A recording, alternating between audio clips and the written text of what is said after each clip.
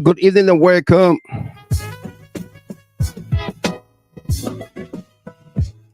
Welcome to another exciting edition of the program, Liberia First on Gila Hard Talk. Welcome to another exciting edition of the program.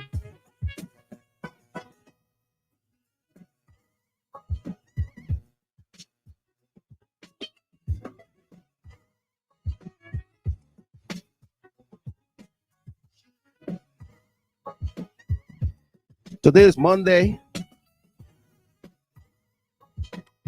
February the 12th, 2024.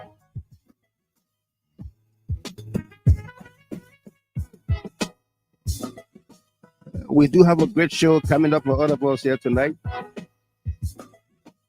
So invite someone, like the page, follow the page, and be my guest.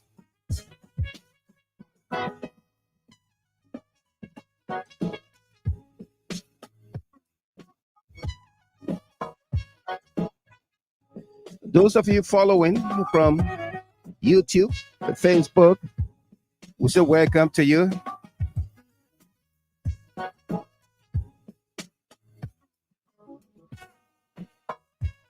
Let us know how well you are receiving us, please. If you can, let us know how well you are receiving us. Are you getting the jazz tune in the background, the music?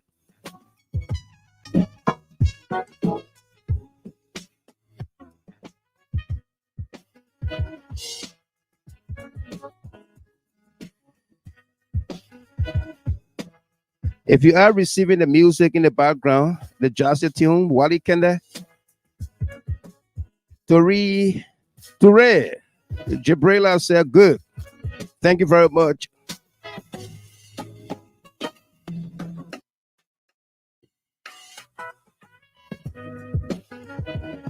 Coming up tonight on this segment of our broadcast, our hot topics.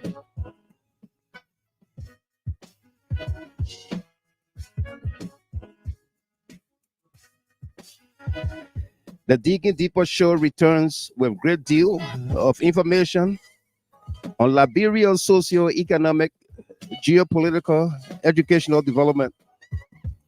We do not have any copyrights to songs and videos played on here, entertainment purpose only. Today is day number 4, the countdown to Joseph Yuma BOAKAI Declaration of Assets or Assets Declaration without publication. Is he hiding something?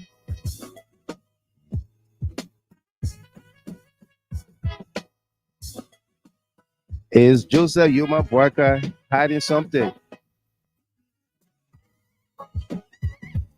Also coming up, our hot topics tonight, canceled. The official celebration of Armed Forces Day in Liberia was canceled by the BOAKAI government as the defense minister forced to resign. Sources said he was fired and had no support from Joseph Yuma BOAKAI. Does BOAKAI understand the meaning of presidential pardon? Can any president revoke a presidential pardon? Let's dig deeper.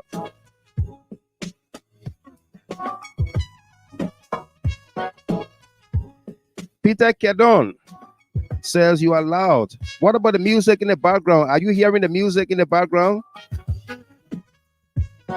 Archie Tapper, Stanley Freeman, Linda Morris, Heidi Morgan, welcome. Sam Toby,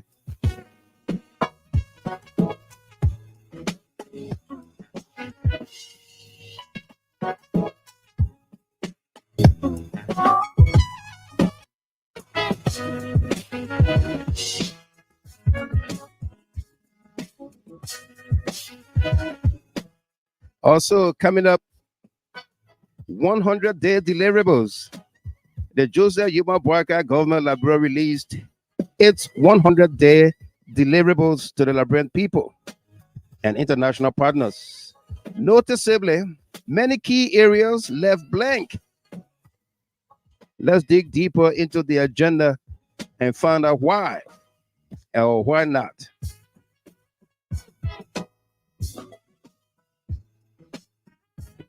Sophie Blammer,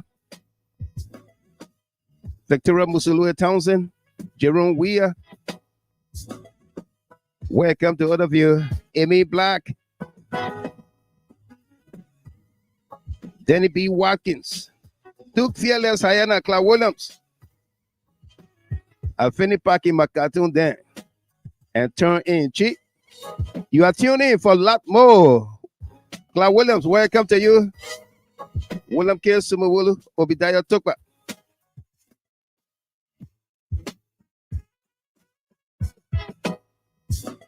Part 2 of a story we brought you here last week. Home wrecker or friend. Magdala Cooper has 3 children by 3 different fathers. All are married men. She was a very close friend to Sergio Juara, a resident of Paris, France. Jida Halter Digging Deeper Departments goes in depth. How did Miss Juara's husband become Magdala's husband? But first, did Magdala Cooper deny ever knowing Sergio Juara? What are the stories inside the New York papers about Magdala? Did JMB and team vet Magdala Cooper well to appoint her as political advisor? Let's dig deeper.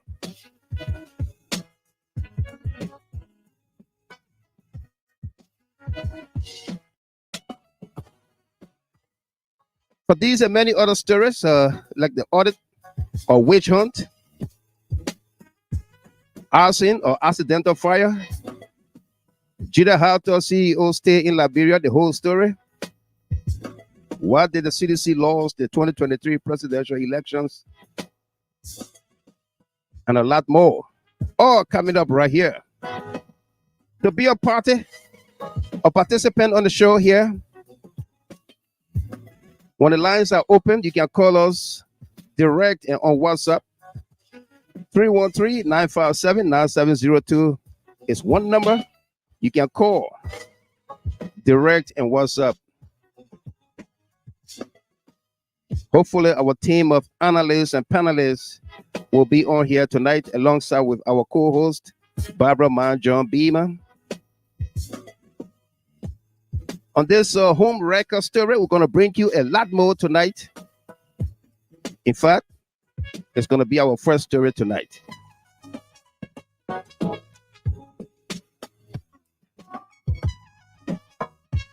If you are celebrating your birthdays, anniversaries, and special milestones, we say congratulations to you. This broadcast is dedicated to you. On that note, we say happy belated birthday to my own sister, Favor Morris, there in Holland, Amsterdam. Happy belated birthday to you, Favor. May God richly bless you, okay? My own loving little sister from Martha Weeks of Philadelphia. Happy birthday to you as well. Salome Weeks, welcome to you. Jarvis Bestman said, Jarvis says, so do you support the protests and why?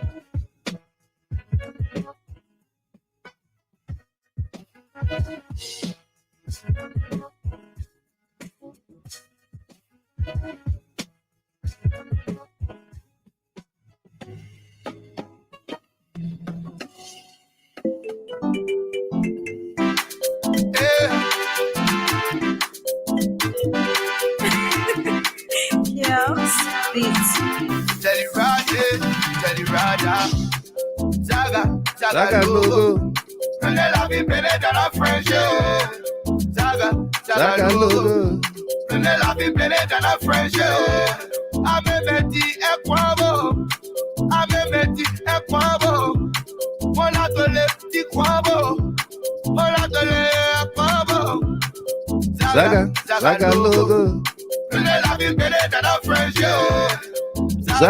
Zaga logo. What kind of throw was saying your Gary? Behind you, they say crash your fiery.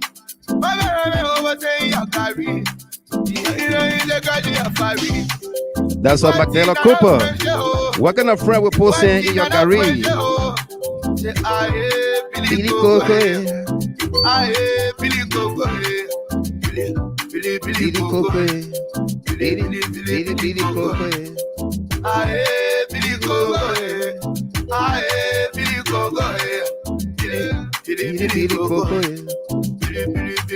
Coco. She said, Billy Coco, we never know power of Billy Coco. She left my stars, so she can't put it.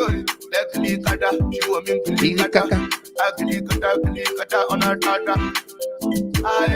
Billy Coco, Billy Coco. There's a whole lot of things.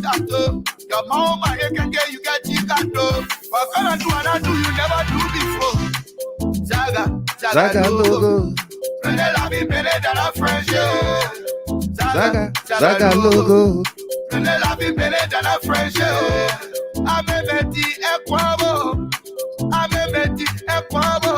Fred Dennis Langbe, welcome to you. Comfort Mami Tay, Josephus Mane, John Wampier, Testimony Colba from Algeria, welcome to you. Zaga logo.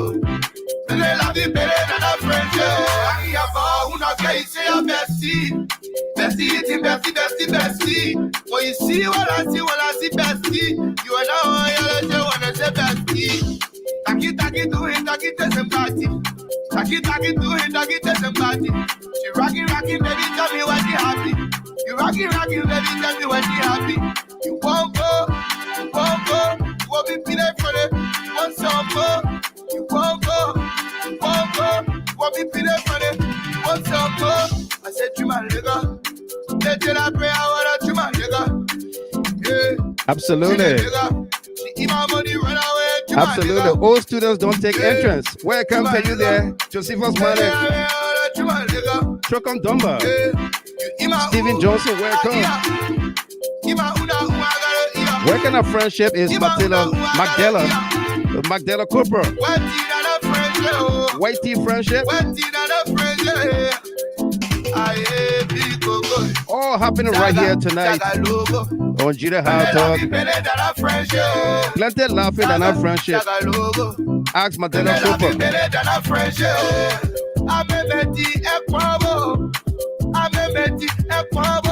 Mark Richard Blair, welcome.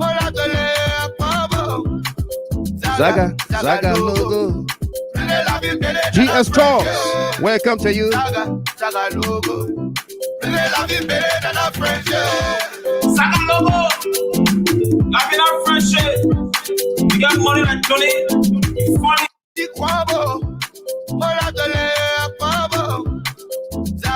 Zaga logo. Zaga logo. Welcome to the city, man. Binta Queen, man. Welcome to you, Binta Jallo, Kimsey Ellis, Franklin, Black Akua, Robert Black Diamond, Sam Ria, Solomon Wilkes. Welcome to the city, man. Welcome.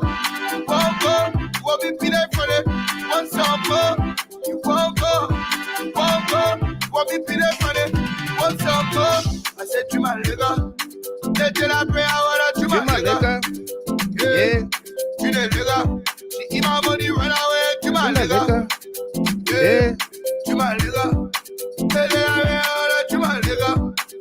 Yeah. You eat my ooh. I eat your ooh. Eat my ooh. I gotta eat your ooh.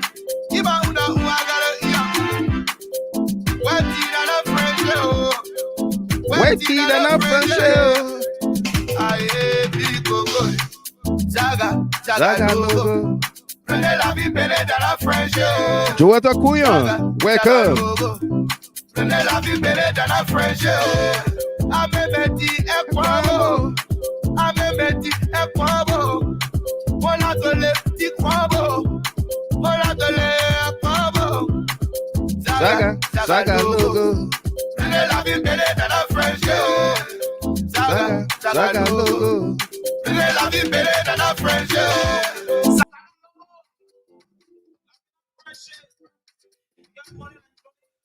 You jungle.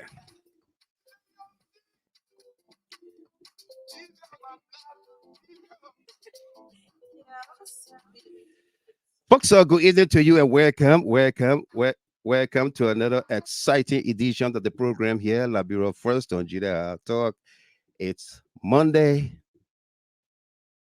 February the 2nd, February 12th, 2024. We say welcome to all of you. We got a great show for all of us here tonight. Hopefully, our team of analysts and panelists will be joining us here, as well as our co-host, Barbara Manjon Bima. Yasake, welcome to you there, the lady from Atlanta. She says, good evening to you, Mr. Gilman, and my GHT CLN family. Welcome to all of you. If you join us here for the very first time, we say welcome. On this platform, we insist that we will be civil with one another. There will be no curse words, no insults of any kind. Okay. If you don't like what we say, what we do here, from our Digging Deeper department, Teresa Pierre said he would say, switch the channel, move to another channel where they entertain insults and what have you. Here, we don't entertain insults. We entertain calls to dispute the information we put out. Okay. And you will have unfettered access to time and everything. So no need of you insulting anybody or insulting me or the panelists or analyst or anybody you interact with on the show. Okay? Because we are all here to learn, to pass information, to be informed, to be educated for decision-making purposes. Okay? So please, some stories you will not like it because they don't conform to your liking or what have you. But they are stories for consumption, for the public consumption. All right? So please do not insult anybody here. If you do, we'll just block you. We'll not warn you. We'll just block you. Since we came back on the air, we'll block about 10 persons already.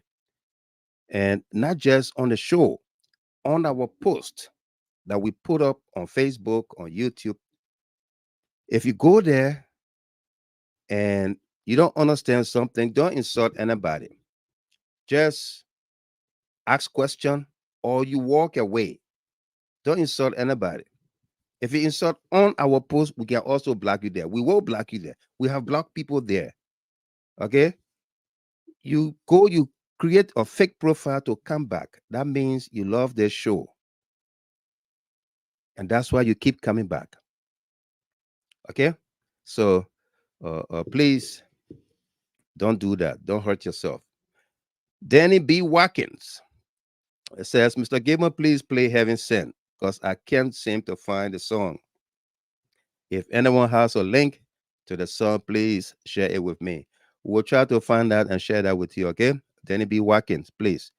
Paula Orita Reto, welcome to you there. Aliu Kamara, Sayon Porte, welcome to all of you. Aaron Ya, David T.W. Sumo, long time, big man. Ready missed the show for a while. We've been on now since the 5th. February 5th, we've been on. Seku Omen Talawale, welcome to you. Titus Massacre, Daniel Zionwe, that's my son there from Arizona. Welcome, Morphless to say. Welcome to you, Comfort Wilson, Joeto D. Kuyon. Good to see all of you here. Choko Domba. So we're running this country from our home now. Liberia asked for it, and they got it, no doubt. Welcome, Charlotte Horace. Good to see all of you here. So invite someone, like the page, follow the page, okay? So last week we brought you this story about a home wrecker, or a friend about Magdala Cooper. Magdala Cooper has been appointed senior political advisor to Joseph Yoma BOAKAI. But the story we brought last week, uh, uh, we said home wrecker or friend. Magdala Cooper has 3 children by 3 different fathers. All are married men. She was a very close friend to Sergio Juara, a resident of Paris, France. Judah Hard Talk Digging Deeper Department goes in depth. How did Miss Juara's husband become Magdala's husband? But first, did Magdala Cooper ever deny knowing Sergio Juara? What are the stories in the New York papers about Magdala?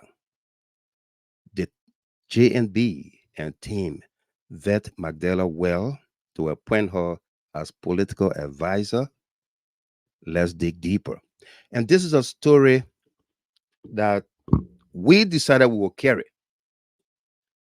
According to our Digging Deeper department, uh, the lady involved in this story, the victim, Sergio Juara, contacted many media empires, the ones that say they are the big guns in the business, to carry this story.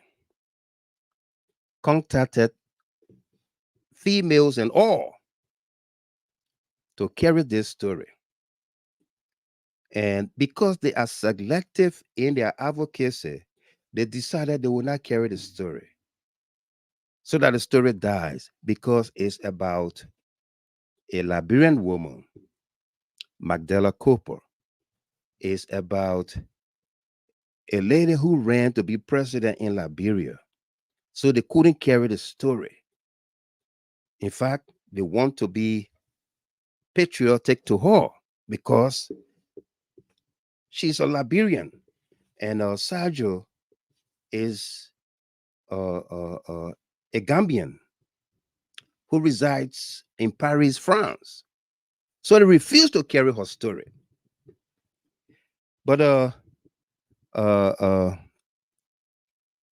we were approached by a young sister.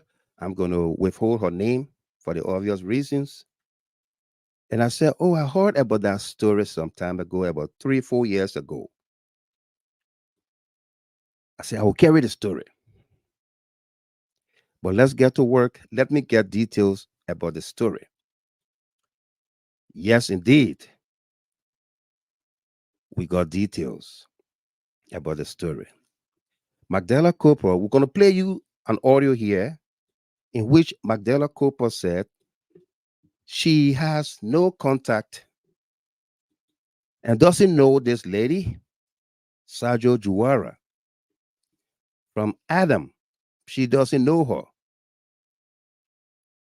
So she was calling on her colleagues, people who had approached her and said, oh, Magdala, your name is in the media for no reason. Okay? So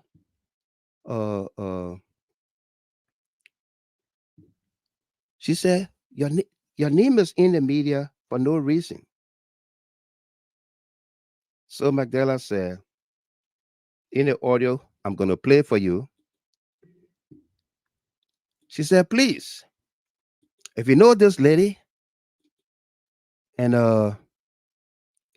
you can please forward that to me. Okay? If you know this lady, please forward that information to me, because I don't know her. I never met her before. In fact, my husband is I'm the only person my husband ever married to. So Here is Magdala Cooper and Sajo Juwara. Okay, Magdala and Sajo Juwara. Uh, uh,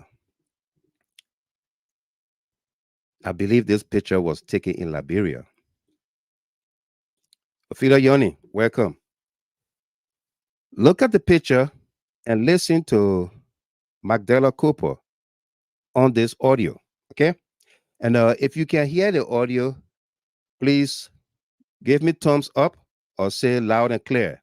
Okay.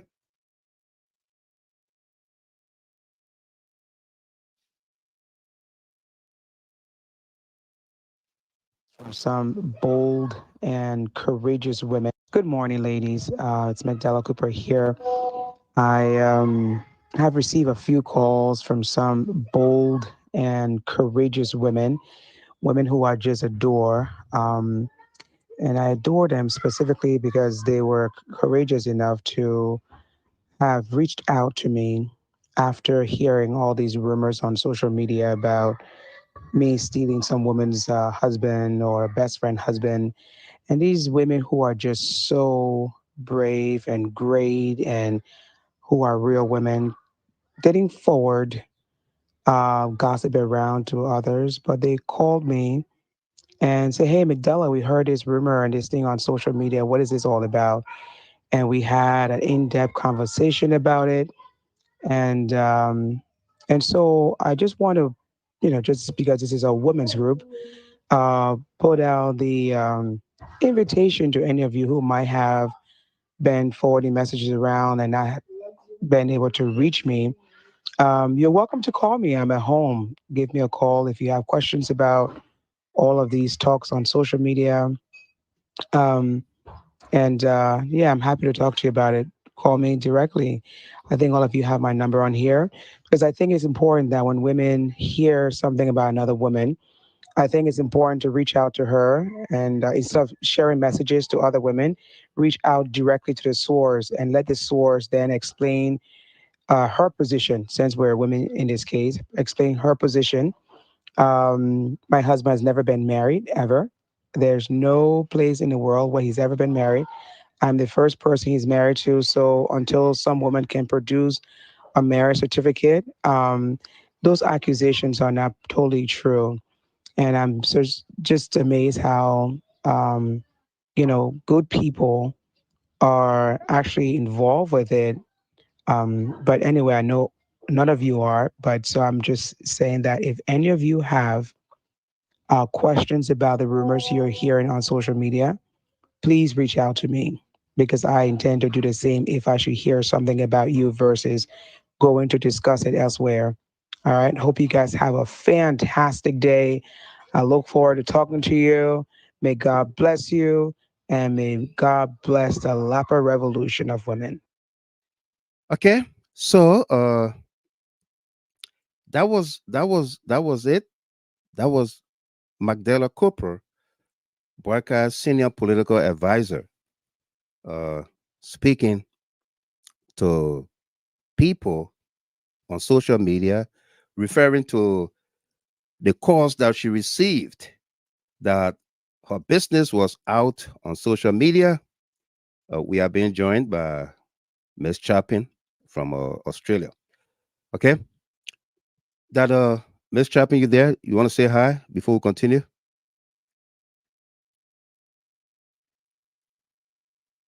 Yes, Mr. Gilman, thank you. Yeah. Good And evening to hi you to from my end. How you everybody. doing? Oh, thank God I'm fine.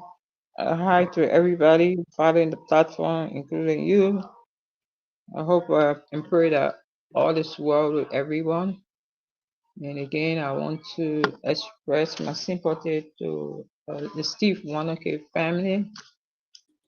I hope they're coping well during this time of bereavement. And happy birthday to was it Favor Morris? Favor Morris, yeah. Yeah, happy birthday. I pray that God brings you more blessing, longer life, and good health and prosperity. Yeah. So yeah, I'm listening in. I'm working at the same time, but I'm listening in. Okay. Thank you. Yeah. Thank you very much, Ms. Chapin. As always, very great contributing panelists here. Welcome and thank you. So, folks, uh, Ms. Chapin, whenever you want to come in, you can. Okay. Uh, Okay. the audio. Thank you. The audio we played you there was Magdala Cooper responding to social media content to her friends that yes, if you uh uh let me put my face on this one. Okay.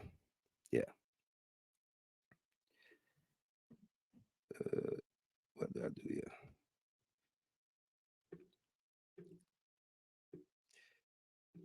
Okay. So responding to social media platforms or messages, if any of you come across this, call me woman to woman. In fact, I'm the only person, I don't know this person. I'm the only person married to my husband, and what have you.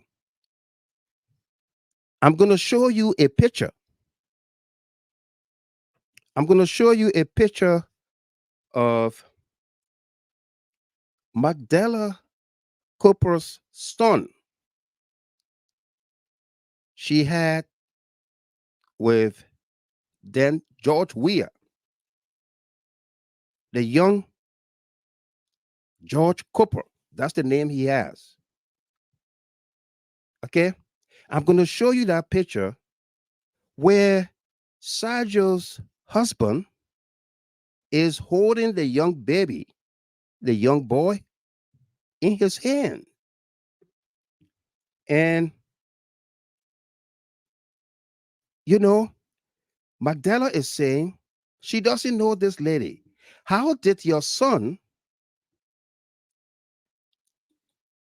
manage to get into the hand of Sergio's husband with Sergio uh, uh, there by his side and the walking? This is the picture. The baby there is young George Cooper, Magdala's son, by President Weah.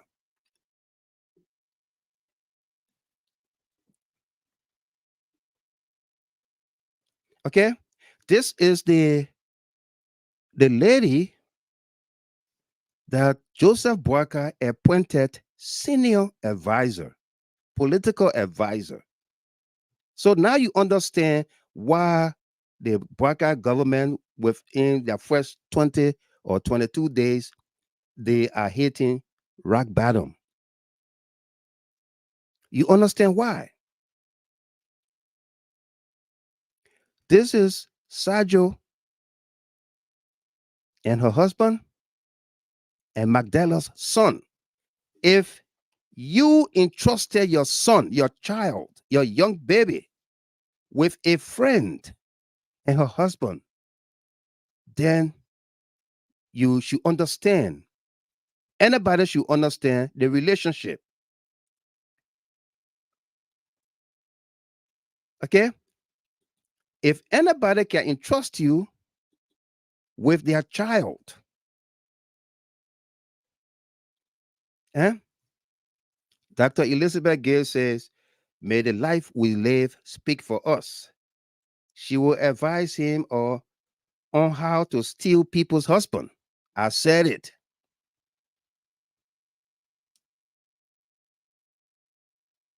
Okay? And these things are being brought to book to the light because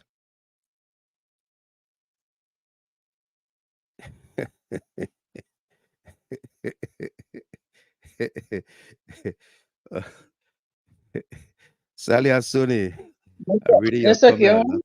Yeah. On the aspect of I mean, the whole thing is like a personal. It's like her personal life, And How is somebody running for office, wait, Mr. Kima, come in. Let me political learn. office? Life is a personal thing. Mr. Kima, let me learn. So the whole love triangle thing, as from my view, I see as like her personal life. But what it has implication is that lying about it, then it becomes an implication for somebody who holding the highest seat of government. I mean, one of the highest seat of government, especially advising the president, whether the person is trustworthy, if she lied about it, if she's lying about it, then that way I will question her whether she trustworthy. Things happen and situation happens and people do things. So the fact that it has happened the way it's happening, all she has to do as a person, how do you call that? Yeah, a public figure actually. All she has to do is to speak the truth about it. Okay, yeah, she was my friend, but things happen and for some reason the man ended up with me. So I mean, she should just say the truth since she's in public office. She should just speak the truth about it and not to lie about it. Because if you lied about it and people dig into it and then the real truth come out, it's going to impact your personality as a public figure. It's going to impact your credibility to speak the truth. Despite it might seem like your personal life, but since there's a controversy associated with it, all you have to do is to come to the public and provide the truth. That's how I view it, Mr. King. Right. But then I had issue when you said that's her private life. So I thought you were going to say no, we shouldn't discuss it, that her private life. Was that where you were going? No, that's not what I'm saying. Okay. That's not what I'm saying. We shouldn't discuss it. Yeah, that's her private life. But when it comes to the issue of credibility, then it's being pulled out of her closet because of her current position. Right. You understand what I'm saying? Yeah, like Bill Clinton and Monica Lewinsky stuff. Yeah.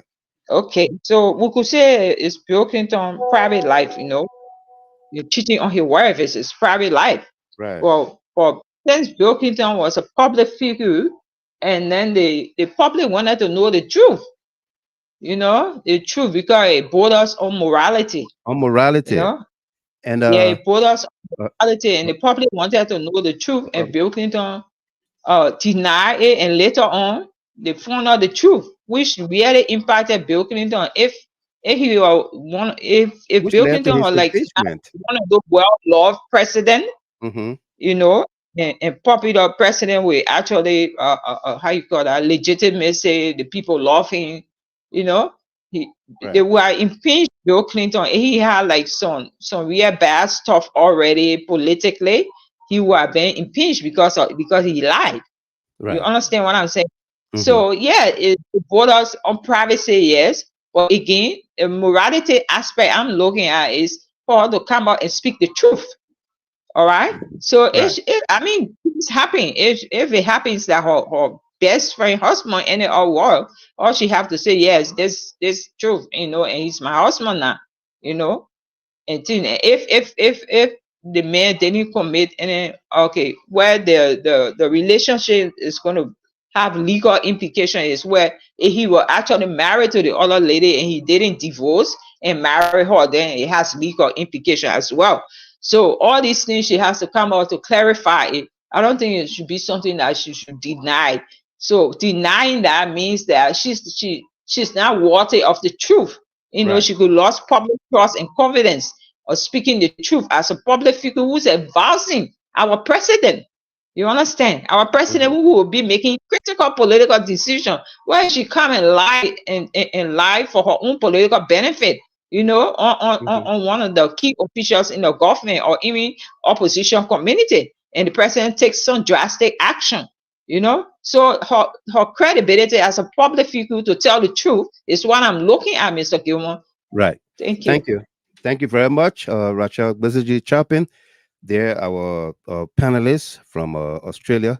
Monique Walker, welcome to you there. Sam Ria, Jesus is coming soon. Beware, Prince. Welcome. Welcome to all of you just joining us. So, if you just joined us here, the picture you are looking at is Mrs. Sajo Juwara and her husband, Saliun. I hope I got the name right. Kebe, Kebe. I will just call him Kebe. Juwara and her husband, Kebe. And Kebe is holding young George Cooper, Magdala's son, that she allegedly had with President Weah at the time he was not president. Okay? And we are reporting here that Magdala Cooper has 3 children by 3 separate married men. 3 children by 3 separate married men. And our department just received another information that not only that she got 3 children by 3 separate married men. Another guy in Jersey, a white man in Jersey, she befriended the family, and we are getting information that she also dated the man, an older white man. And this guy bought her a close to $1 million home. Close to $1 million home in New Jersey. And I'm going to play you an audio, and we have the transcript. Yeah, we have the transcript of the audio. The audio is from Kebe to his wife, in a tone of expressing apology and regrets, about knowing and meeting Magdala Cooper. Okay? Yeah. We're going to play you that audio. You listen to it. And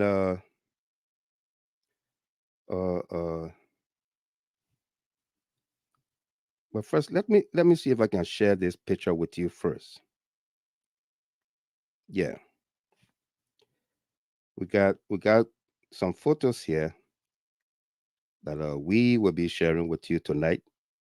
The whole story, including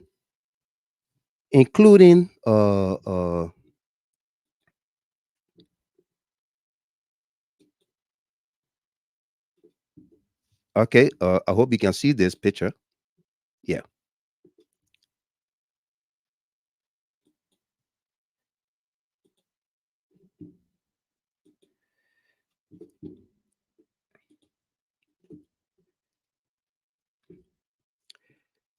This picture you are looking at is Magdala Cooper.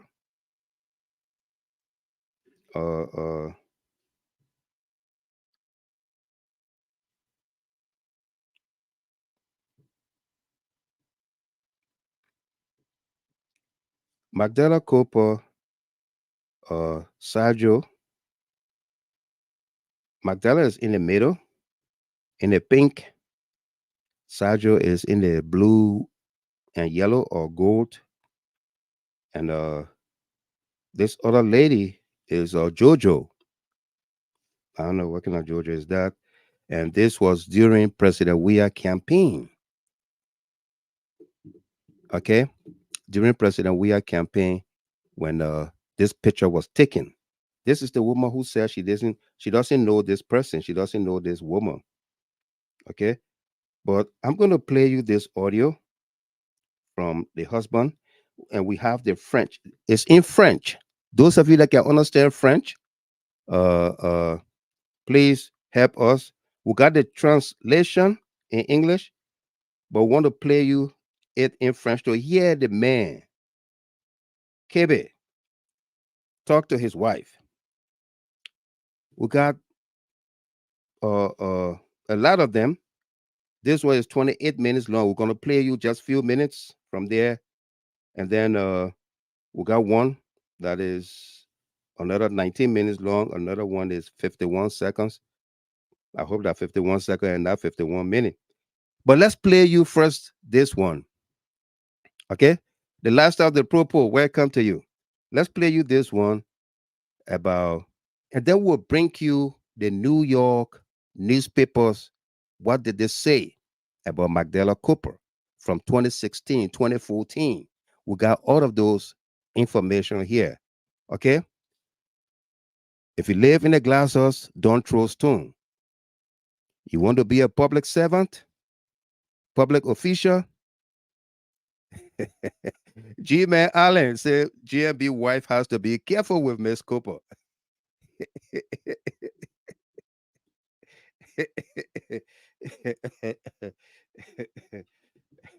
Yeah.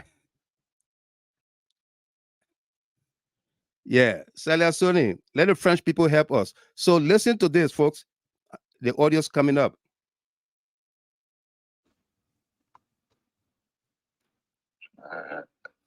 Barke Seydina Muhammad, sur la tête de ma mère, sur la tête de mes enfants. Aramal na magdala aduna alakhirah yàgg na nag ngi def lu ne naan ma lu ne mi ngi koy wax lu ne mi ngi koy jéem mais man sama xol dafa rafet amul benn nit ci kaw suuf boo xam yéene naa lu ba regrette naa bu baax a baax a baax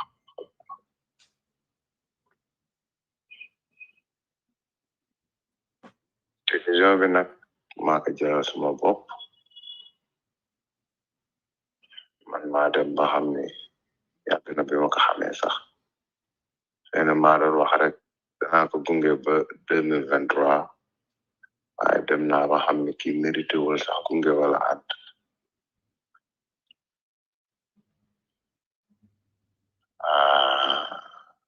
yow nag gërëm la rek laay wax di la sant comme li ma wax keroog imam bi ma ko mujjee jot rek. Yeah, London Diallo. He said he's not speaking French. Sounds like Wolof. Yes, that's Wolof. But I got the interpretation. Just if you can understand that, fine.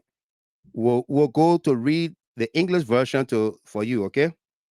Let it just run a few minutes and then we're gonna read the English version to you. What he said. Yeah, that's Wolof. Yeah, Mera Dan, the Wolof. Saaga maa ngi koy gërëm maa ngi koy sant ndax yor bi mu yor sama doom ndax baax gi mu baax ak yéene gi ma yéene lenn rek laa ko meree moom waruma yóbbu si yoon ndax man kenn musuma yóbbu si yoon te kenn yóbbu si yoon moom kese la amal doom waaye li ma metti rek mooy li mu dem yóbbu affaire de yoon loolu dafa ñaaw mais à part loolu man maa la maa ngi lay jégalu nag lu wax nga baal ma ak si bépp coono bu ma la mës a teg bépp naxar bu ma la mës a teg li ma weesu sama àdduna nag weesu naa ko waaye damay ñaan yàlla may ma alal bu bëre ba mën la taxaw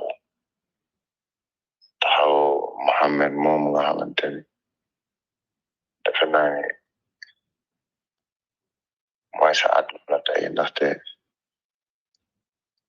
mashallah yàlla ko yàlla lafal cat xale bi ndax xale bi 3 jours yi ma fa def rek jàngal na ma ay leçon yoo xamante ni papa faut débarrasser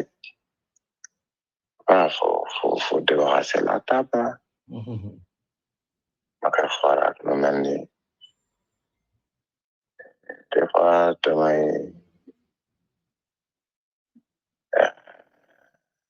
mesure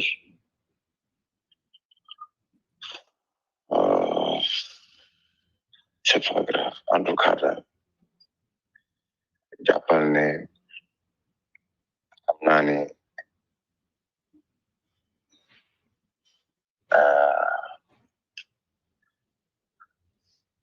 saa yoo xamoo kenn.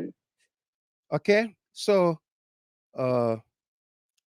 we have the interpretation here. Let's see if we can share that with you too. Okay, the interpretation.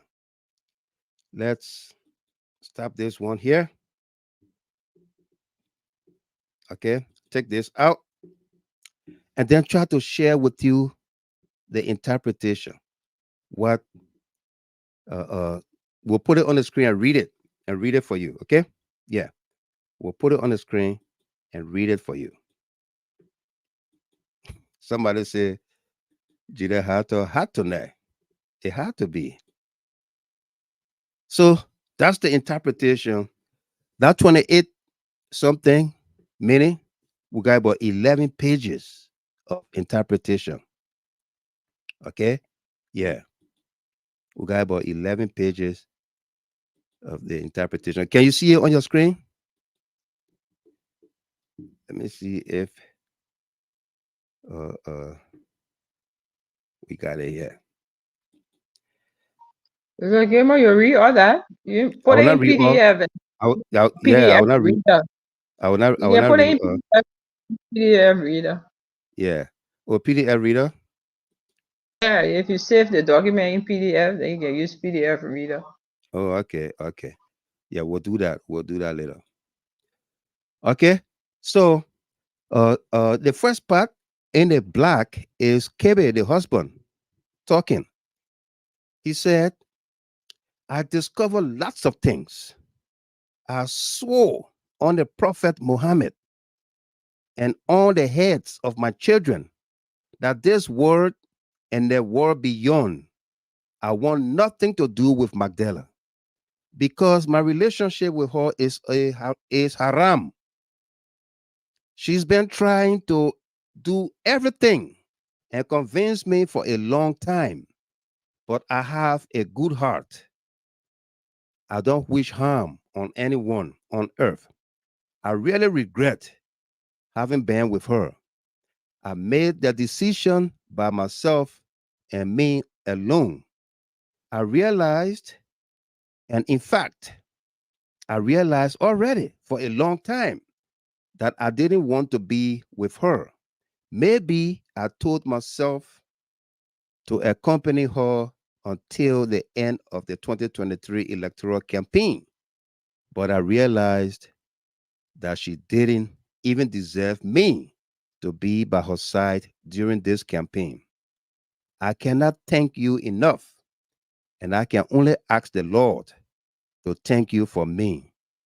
And when I spoke to the Imam a few days ago, I told him the same thing because of the extraordinary way in which you take care of me, my son, and because of your kindness and because you always wish me well. I'm angry with Sergio for only one thing.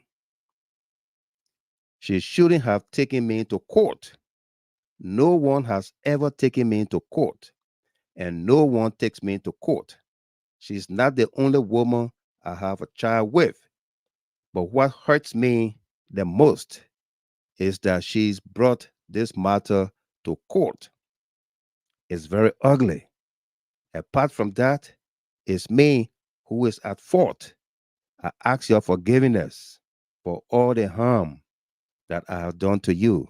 and for all the burdens that I have placed on you, and all the sorrows that my actions may have caused you. For what I have left to live, I will never put you through this kind of ordeal again.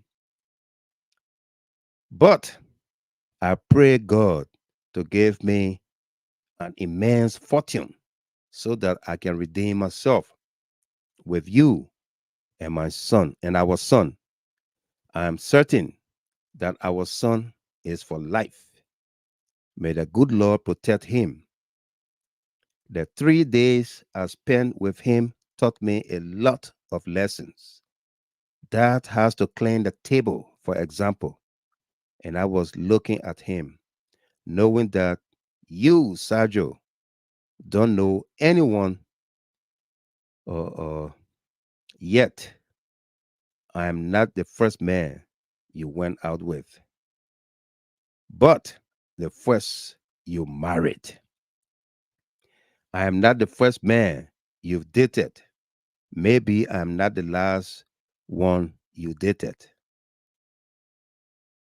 But what I'm sure of is that it is only me that you have ever married.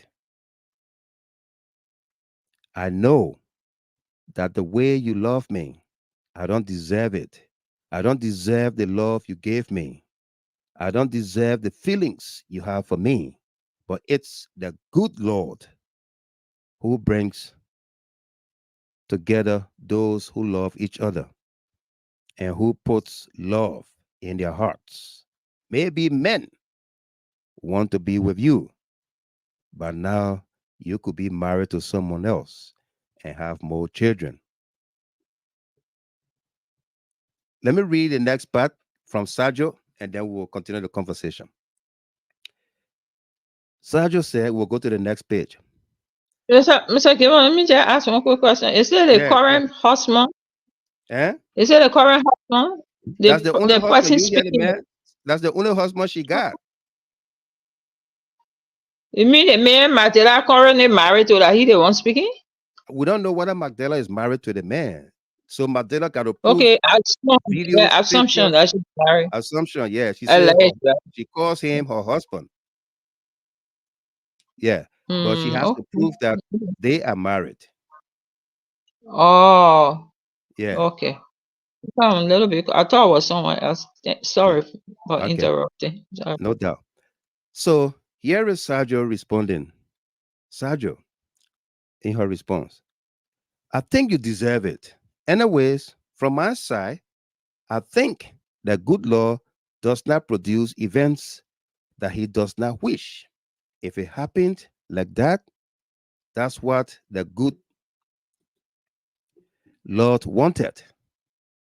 I'm very religious on this. That's what I believe. I'm very happy with my marriage to you. It can even be surprising. I tell my friends, I tell them that Magdala's affair doesn't bother me. Even they are shocked. It doesn't bother me because even if I had 10 children with him, he has the right to do what he wants. Or, of course, I would prefer that he wasn't with anyone other than my ex best friend. But even if he had decided to be in a relationship with my sister or cousin, I couldn't do anything about it. That's how life is. Sometimes you have people who go to marry their brother's ex wife. What can we do about it? You are not going to drive yourself crazy. That's how it is. It was the good Lord who decided that it would be like this. If you put your thoughts in the hands of the good Lord, this story cannot tire me.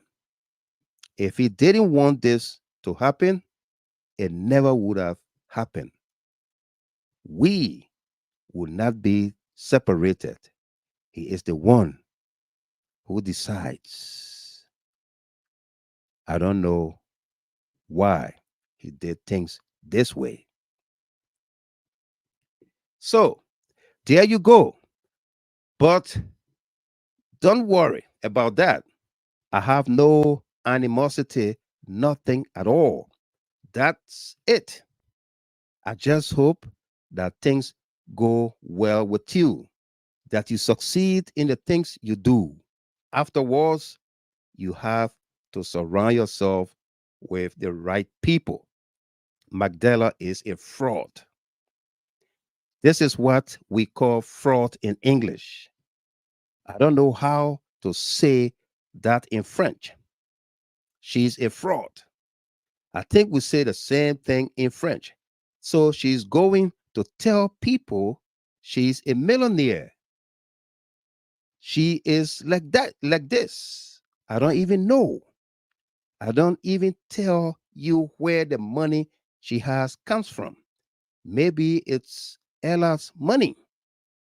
Her whole life is a fraud. And Ella, I think Ella is her daughter by the banker. Yeah. You were the money. I couldn't even tell you where the money she has comes from. Maybe it's Ella's money. Her whole life is a fraud. Anyway, we are not even going to return to this subject. Already, she doesn't have it. And even if she had millions, she wouldn't give it to you ever. She will manipulate you into being dependent on her. She will give you little £1,000 or 2,000 or 3,000, and then she's a liar. She's not someone you can trust or who can help you with anything. Besides the fact that it's a girl I knew, you didn't even have to have an affair with her. But if you think she can bring you things professionally or financially, she can't because she already doesn't have it. She will never be president of her country. Then the husband Kebe said, professionally, she can't give me anything. She wanted me to believe that she was capable of it. Magdala, I have nothing to say to her or talk about. Then Sergio said, I know too much about her. She's too matomaniac. And then Kevin said, I divorced her a long time ago. Okay? So uh uh these are the stories about Magdala Cooper taking somebody's husband from her and saying to the world, this woman was never married to this man. In fact, I don't know the woman, but she's in photos with the woman. Yes, she is in photos with the woman.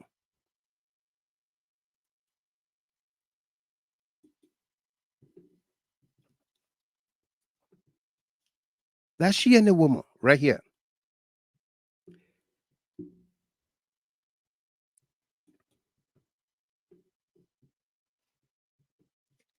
She took the husband, Kebe, to meet with BOAKAI. Okay? Dancing with the devil. Yeah. But she claims she doesn't know this woman. That's she and the woman here with this lady, I don't know, Jojo or Jojo wife, I don't know. Okay?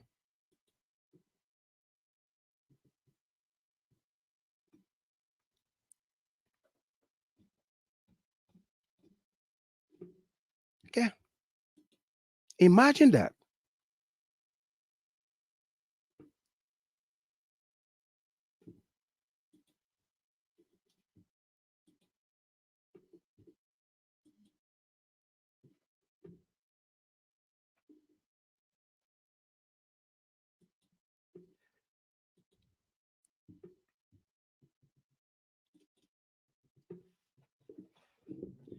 Imagine that, folks.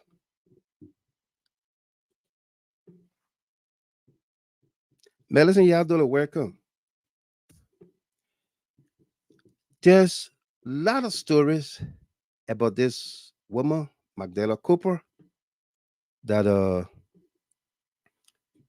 is so mind-boggling.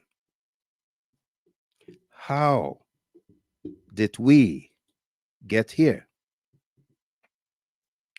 We've been joined by senior analyst Delano Tamasa. I just coming in the back here. I don't know how long you've been following. Oh, not too long. Okay. Yeah. Well, it's Welcome. great. It's great to be on the show. The wise man, Absolutely. always great. Yeah. Yeah. I've noticed that Russia also she's She's on the here. show. Let me say hi to Russia as well and to all Yeah. our people that are following us currently. It's always great to team up with the wise man. And thank you so much for having me. No doubt. No doubt. Yeah. Welcome.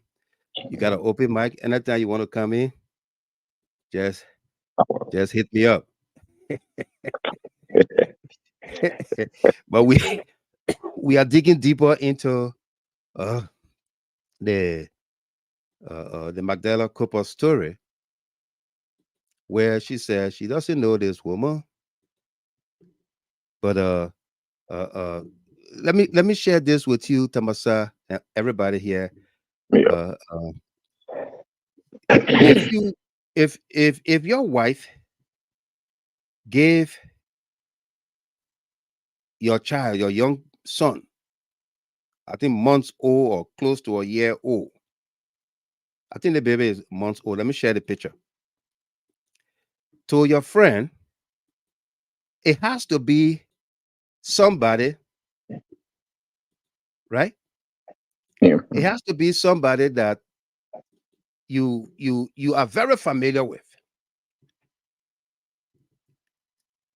The lady we are talking about, that Sergio pushing the baby stroller there, her Yes. husband, Kebe, and the baby in the hand is George Cooper.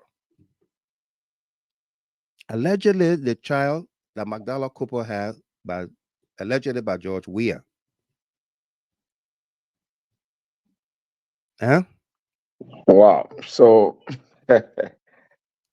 and and and now she's saying that she doesn't She know she the doesn't know lady. the woman. Yeah, the woman that holding Yeah, her baby in the woman that carrying her baby stroller with her yeah. husband carrying With the the baby. husband carrying the Yeah, baby, yeah. you know. And dear, where I think I've been following this story, the wise man, and sometimes I just take a break to just try to compass on things. Mm-hmm. And many may be following us on this story. And then some may be thinking, why will Gilman, Tamasa, and even Rachel and others will want to be discussing this?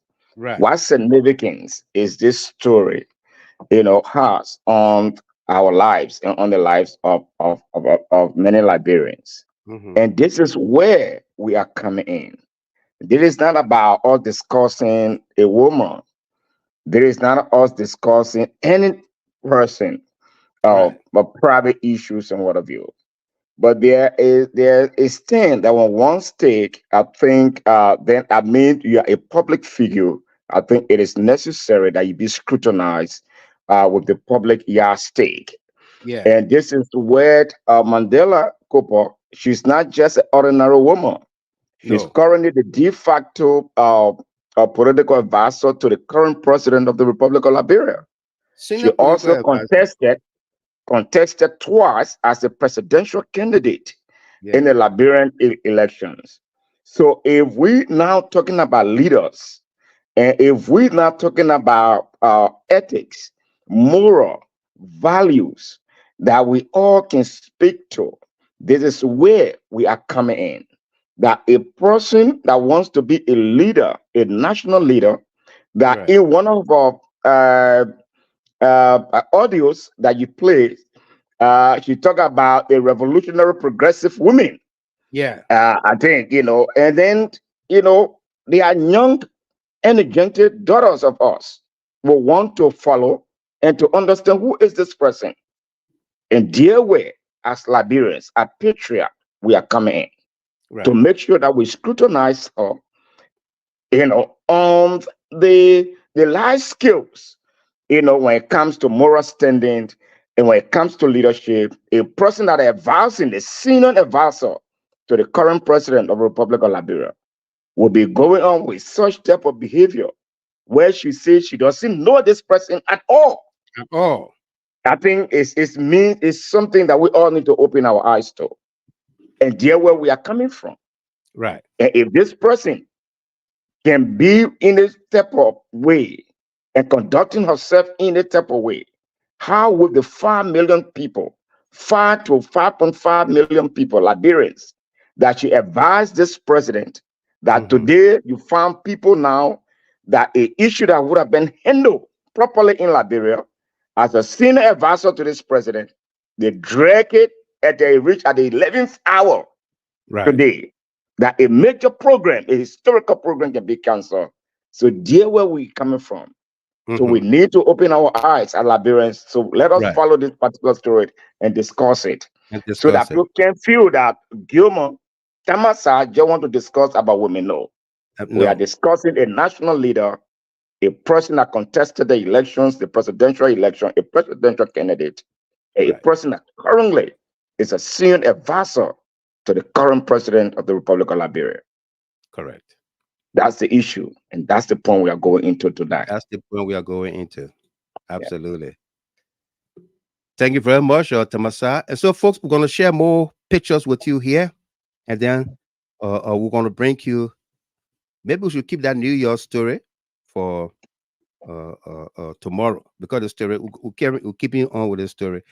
The picture we're going to share with you here is Magdala Cooper introducing Sergio Juara to Jojo BOAKAI. I hope that's what it is. And then that's the picture right there.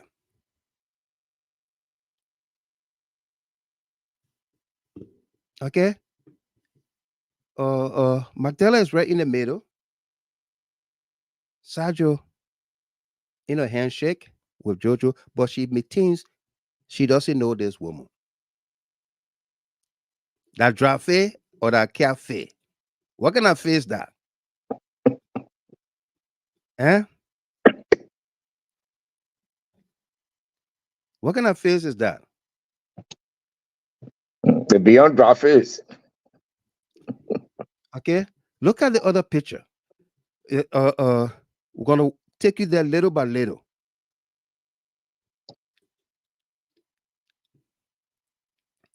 Look at how she stares in the face of Jojo.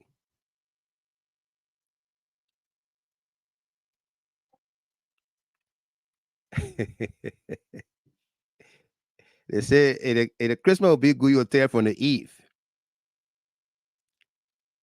And see them, I think, on the dance floor.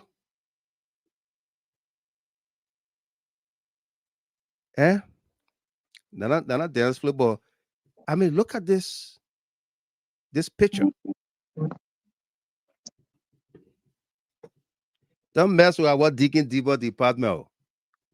We have sharpened our tools.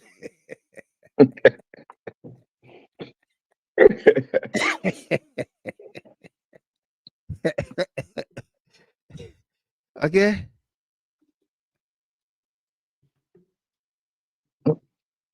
That the presidential dance they're having now, or what? I don't know. Eh? And you heard the husband in that Ophelia, you only say that cat face.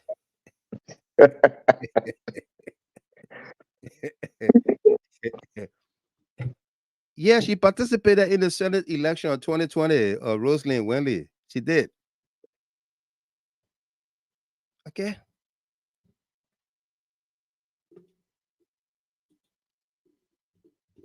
Huh?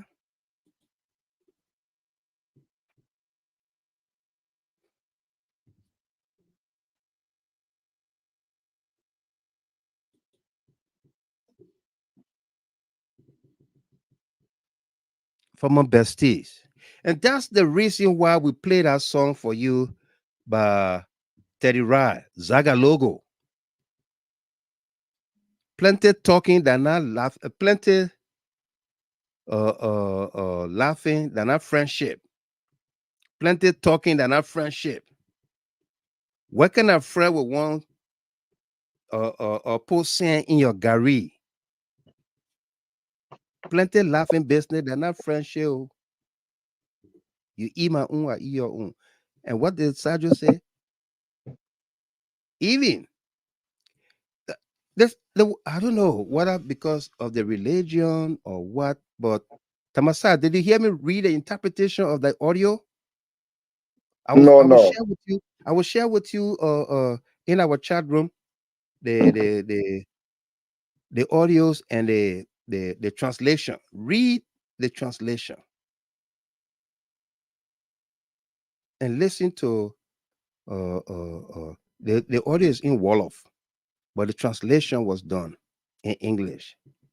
Read it and comprehend what the lady is talking about, what the man is even talking. Okay, we have pictures of a fourth man in a picture. Magdala Cooper befriending this man in New Jersey, millionaire whatsoever he is. The man, okay, those pictures I show you were the picture I show you were at a hotel in Liberia. Yes, this picture. This was at a hotel in Liberia. Yeah, these pictures right here. Okay. Yeah.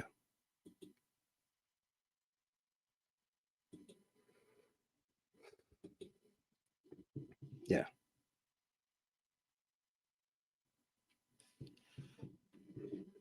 Okay.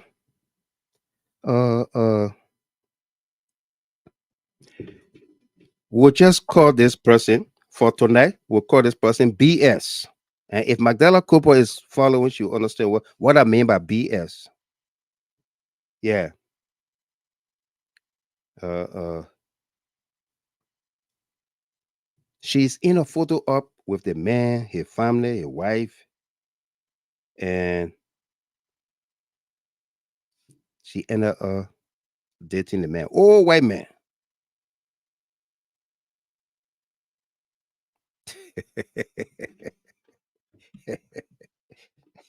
But let me bring this one of the stories here from the newspapers so that you understand that these things been out ever since in the public before us. Other people was talking about it before us. Okay.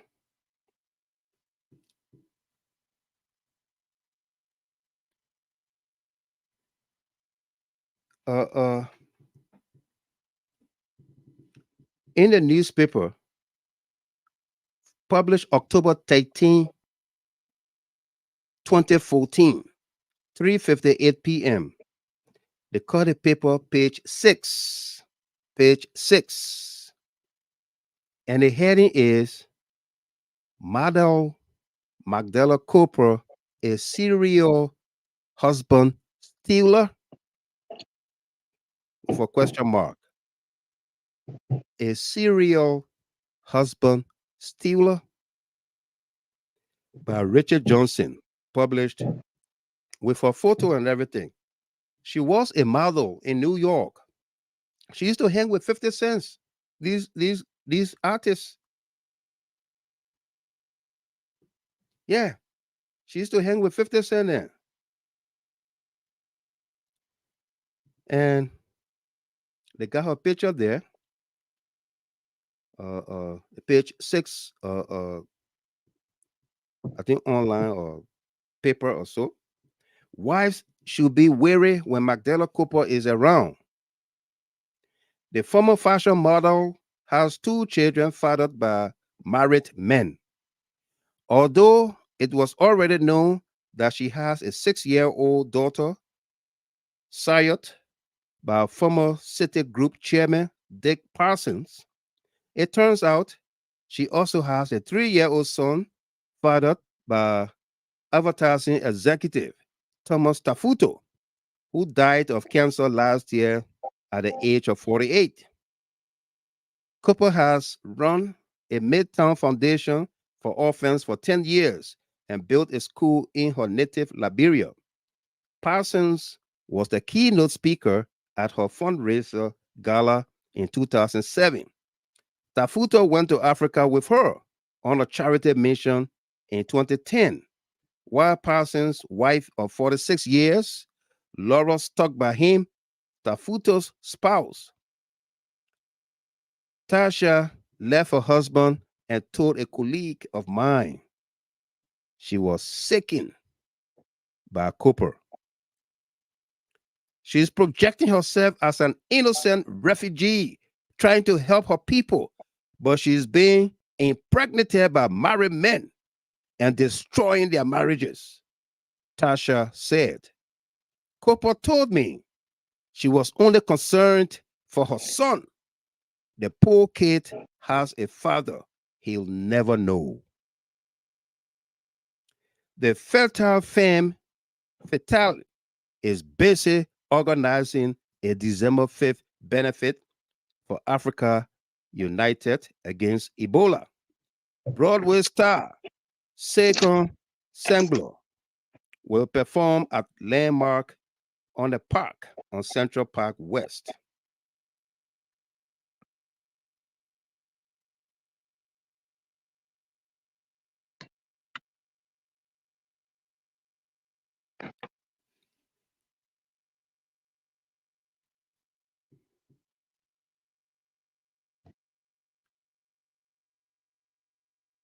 Okay. Oh, what did the story go, man?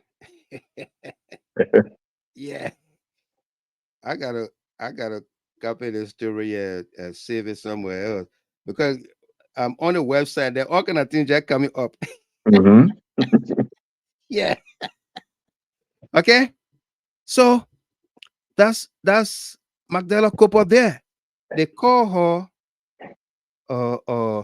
a serial husband stealer. A serial husband stealer. So that should tell you that let me see if I can share this with other of us here. Yeah, I can do it. So that you see the heading, and then I will share the story on Facebook. Yeah, I will share the story on Facebook.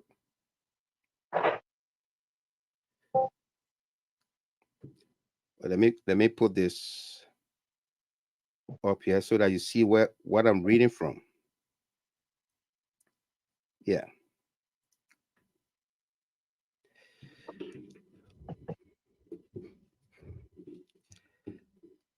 Okay. Let me. Yeah. Okay, I got it here. Let me put it up for all of us here, folks. Welcome if you just joined us here. We are coming to you from Detroit, Michigan, and bringing you uh, uh, developments on our country.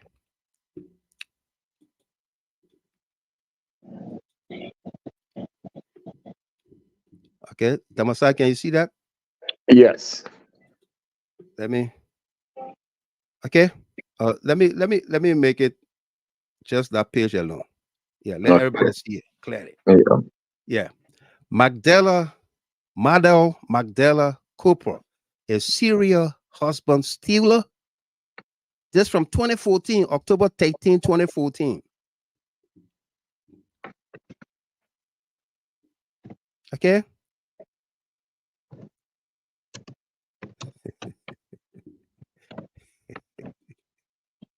London Diallo, I had to put your own comment up. Did she go to school or she was a professional escort? She was a model. What comes with that, we don't know.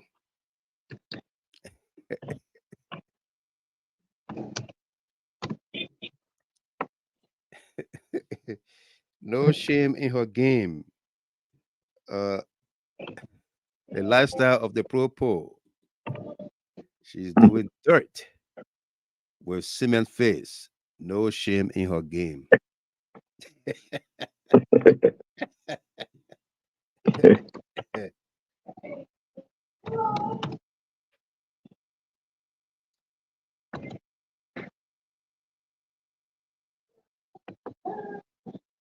Wow.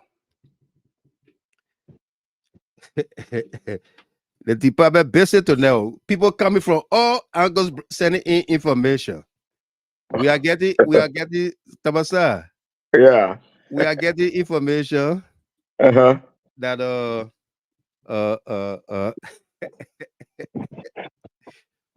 Mandela Cooper Yeah.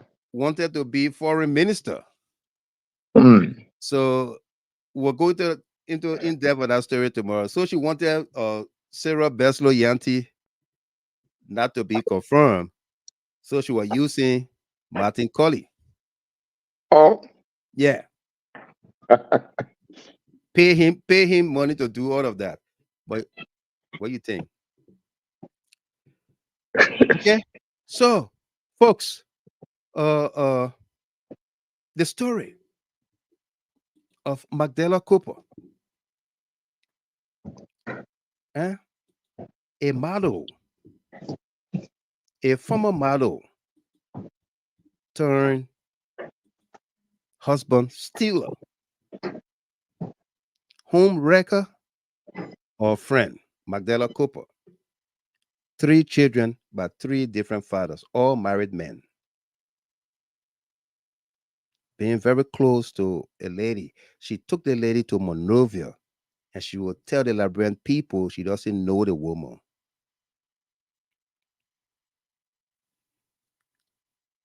You entrusted your baby, your son, with this woman and her husband. Where were you that day when they went, I don't know, in the park or where they went walking with your baby? Where were you? You entrusted her, but she could not entrust you with her husband. She could not. Now the husband is saying in the audio, we got the transcript, that he regrets knowing you. The man mentioned the Quran. He mentioned the Imam. He talked about the Prophet Muhammad. All of those things, Tamasa, for a Muslim man to say those things. All right? He said, I swore on the Prophet Muhammad and on the heads of my children that in this world and the world beyond, I want nothing to do with Magdala because of my relationship with her is haram. Folks, what's the meaning of haram, my Islamic brothers and sisters? What's the meaning of haram? Huh?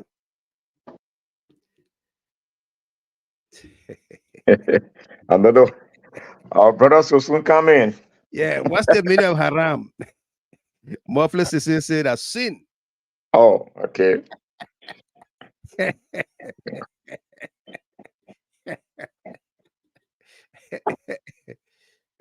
Mm. Yeah. What's the meaning of haram? Is that about the violations of God ordinances? I think so. Or iniquity?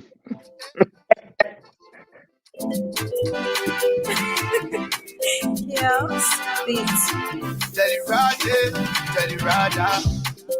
Zaga logo. Zaga logo.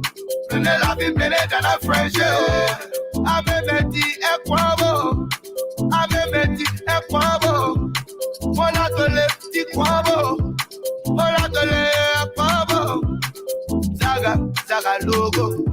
Really love you better than a friend, yo. Saga logo. Really love you better than a friend, yo. What kind of friend was saying you carry? Yeah, you think it's cause she a fiery. What kind of friend was saying you carry? Yeah, you think it's cause she a fiery. What in a friend, yo? What in a friend, yo? Say, Aye, Billy Coco, eh. Aye, Billy Coco, eh. Billy Coco, eh. Billy Coco. Aye, Billy Coco, eh. Aye, Billy Coco, eh. Billy Coco. Billy Coco. Eh, she said Billy Coco, eh. He never the power of Billy Coco. Emmanuel Bro.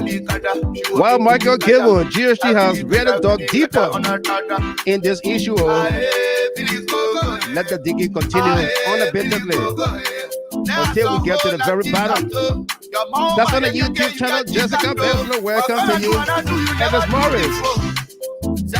Did you hear about Jim Parson, the former vice president of City Group, of First Village Daddy, and elderly man who she put child support on for $50K a month? Can I see it on the YouTube channel? Miaka Down, multitasking, Saturday somewhere. Paul Anderson Talu Jr. Welcome. Plenty of laughing and our friendship. Magdala Cooper is not a friend that you can count on, that you can depend on, that you can trust.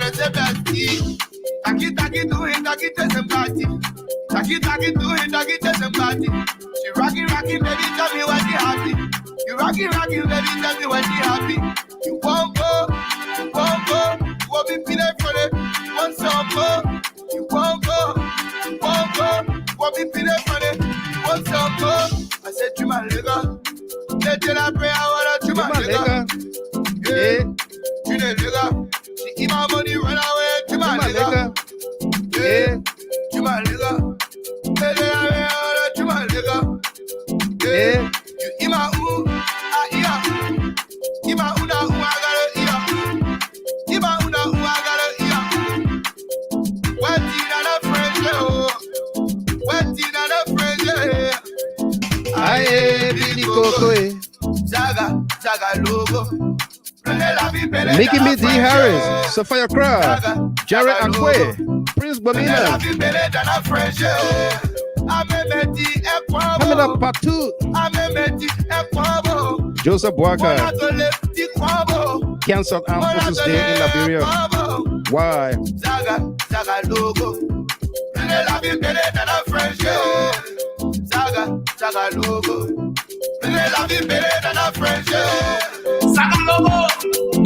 Loving our friendship. We got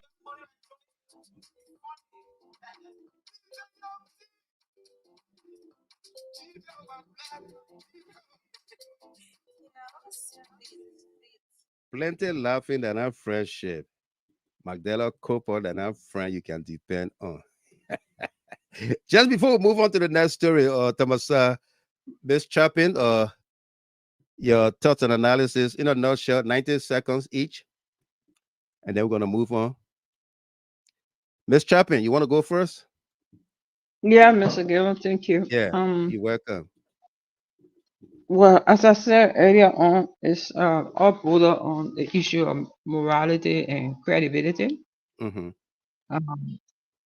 In as much as this issue has privacy implications, but stepping up to be a public figure, then obviously, even your children's behavior kind of reflect on your position as a public figure.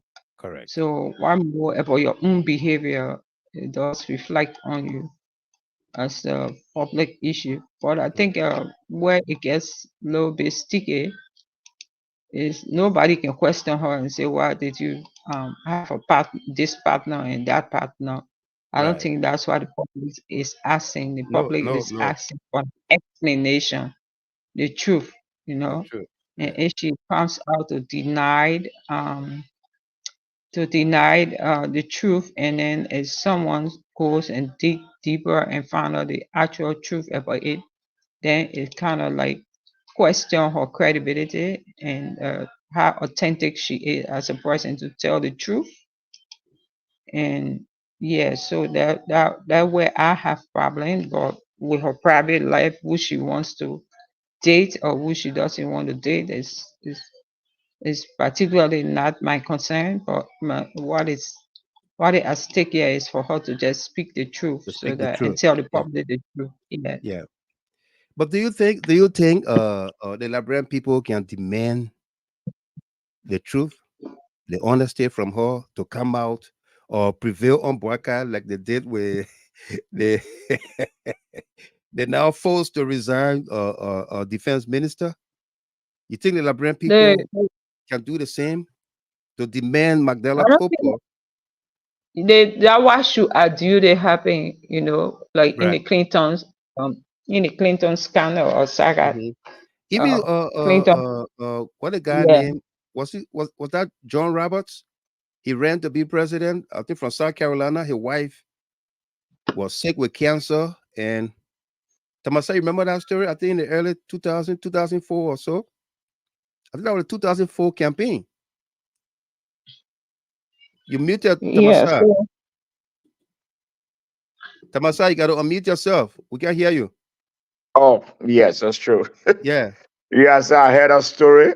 Uh-huh. I think he was dating one of the campaign manager when his wife was sick. I think that was his publicist. Okay. Yeah, she was Yes. controlling his So media and stuff. that story broke. And John Edward, folks, John Edward, Maki Kaya, thank you, our national yeah, correspondent. That was John Edward. John had okay. Yeah, John Edward, not John Robert or whatever. John Edward. That was John Edward. Yes. Yeah. Mm-hmm. And it just everything just boiled down, as Rachel was saying, everything boiled down to integrity, to be truthful, honesty, especially when it comes to public areas. Integrity matters. Character matters. Right. And how truthful you are, it matters. Yeah. If Mandela could just be just a private citizen, who cares? Who cares? No, we don't. We She don't. ran to be But president. She ran to be but she, senator. the senator, Yeah. and currently she playing a leading role A leader role. in the Liberian Political advisor. politics, close to the president. Yeah. So it just boiled down to character. It boiled down to integrity, to be truthful. Because once you Mhm. start denying, it up to the public to come up and bring those things that will make people to understand that yes, maybe you're not truthful to this whole situation. So as there where the whole problem is. You cannot be a public figure and you want trends on lies, No. and trends on character default, and so it got more, it has more penetration, in terms of how the country is and who are, the stakeholders, those are making these decisions. So Right. if you cannot organize your own private life, if you can't organize your own house, and how do you, carry such a character to the national level that, people, young ladies and others will be looking up to you, Right. and here where we coming in, to set the record straight. So that's true, but on the truthfulness of the whole matter, and we want to know the truth as a public Absolutely. figure. Yeah. Right. Thank you very much, Ms. Chapin and Tamasa, for your input. Folks, we're going to be opening up the lines for you, but first, let's do this story for all of us here that we are bringing up here for you tonight. Armed Forces Day celebration canceled in Liberia by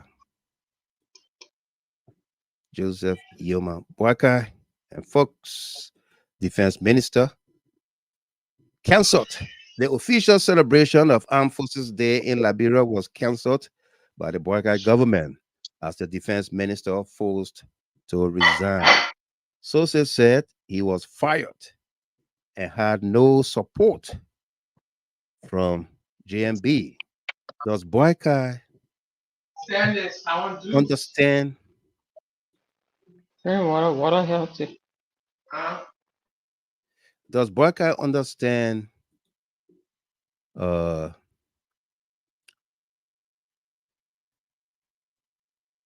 the meaning of presidential pardon? Can any president revoke a presidential pardon? You listen to BOAKAI address today to the nation.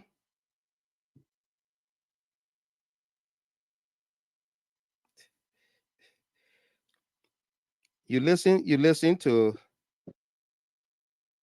his address to the nation today concerning Armed Forces Day for the first time ever.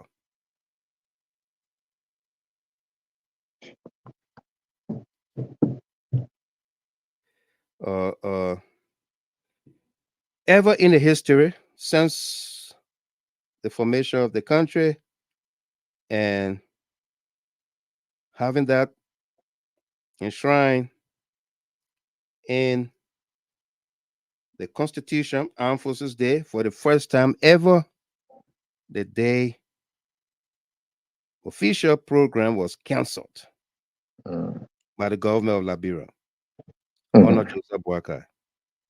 Why? The armed forces of Liberia women or their wives has been protesting uh,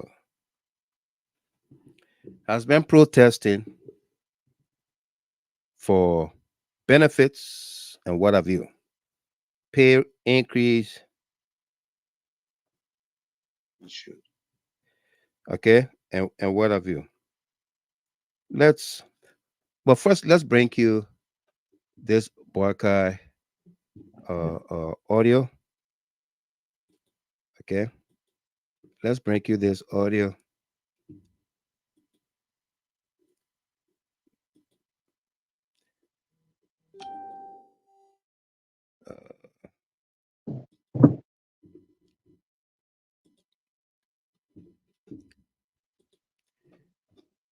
Let's do this here. Okay, I got it. BOAKAI audio. Yeah, BOAKAI audio. Okay. So now you're recording, right? Yeah, he recorded. He not doing live no more. Yeah.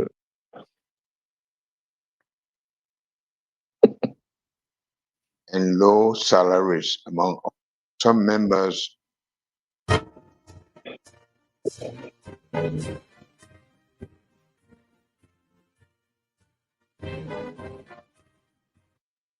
Unless General Johnson was removed, there will be no Armed Forces Day celebration.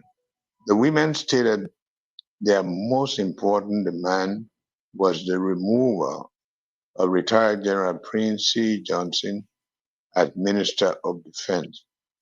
They said their husband had told them that unless General Johnson was removed, there will be no Armed Forces Day celebration. We made it clear to the women that the government will look into their grievances regarding all the issues, but that retired General Johnson had been confirmed by the Senate and appointed by me as Minister of Defense. We were hence not prepared to discuss this issue. Meanwhile, we received throughout the day and night information that some of the armed forces wives and their husbands had initiated protest actions across the country by blocking major roadways and highways. Others had engaged in agitations in barracks around the country. In an effort to prevent violence and preserve lives and properties, we ordered the Armed Forces Day celebration for today be reduced to a low-key program. We have since held consultations with our strategic partner, the United States, and other regional stakeholders on the situation. As a true soldier and a patriot, retired General Johnson, of his own volition, informed us that he would step aside if he were obstacled in order to save the AFL and preserve peace and tranquility Tabasa, in the country. Yes. you can General start Johnson talking. accordingly My stuff tendered froze. his Let me refresh. resignation to me You can take over. Okay. earlier The today. audio. Okay. The audio is still playing. Accepted the resignation Okay. and thanked Yeah. the general for his sacrificial services, loyalty, and commitment to our country.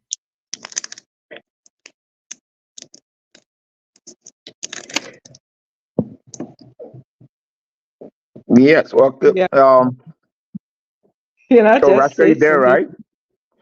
Yeah, I'm here. Oh, okay. Okay. That's fine. Beautiful. Yeah. I You think I don't. the past 6 years, we sat on this platform, and there were other people on the Facebook podcast, multiple of us who, yes, we were in favor of President we are in the CDC, but we were speaking because mostly we were speaking because not because to protect President we are alone, because we wanted sanity or sanctity, you say, across all spectrum of the Liberian society and public service, if you would say. Yeah. And for the past 6 years, we have witnessed how opposition had used every anchor to break all those institutions down, to politicize the institution and break them up, fragment them into fraction, to the Yes. extent that election result, you see police officer dancing, you see public service, people chanting against outgoing government, Yes. an outgoing government.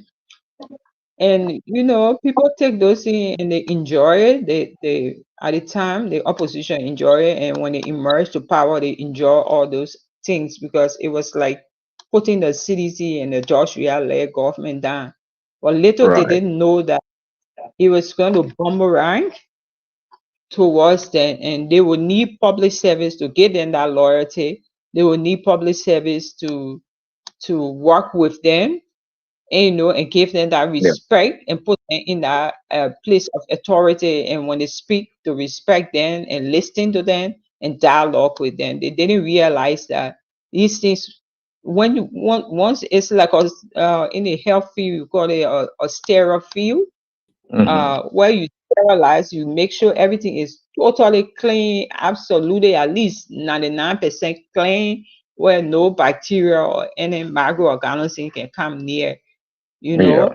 And somebody just take their hand from the feces and dash it there, so you have just contaminated that whole sterile field totally, and you have to do Absolutely. the entire procedure again to make sure that you bring it back to where it's supposed to be to be able to save a human being without you causing infection to that human being. So that's how the police, that's how the military, when they restructure the military, when they restructure the police, the entire security sector, and even although we didn't support the downsizing and the upsizing, but when they reform even the civil service, or reform the civil service, we expected, a high degree or ethical values to be practiced, in the public space. That was the reason for most of these things that were done, so that it doesn't get factionalized, and it doesn't get politicized, Yeah.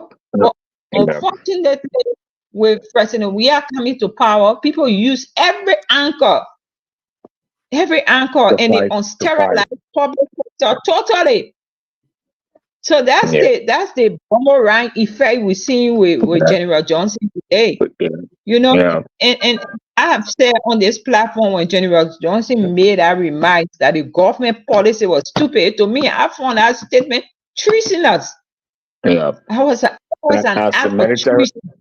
As a military Yes. commander, at the time. Chief of Staff But of the Armed Forces of Liberia, Gilmore, not just one Gilmore is segment. back.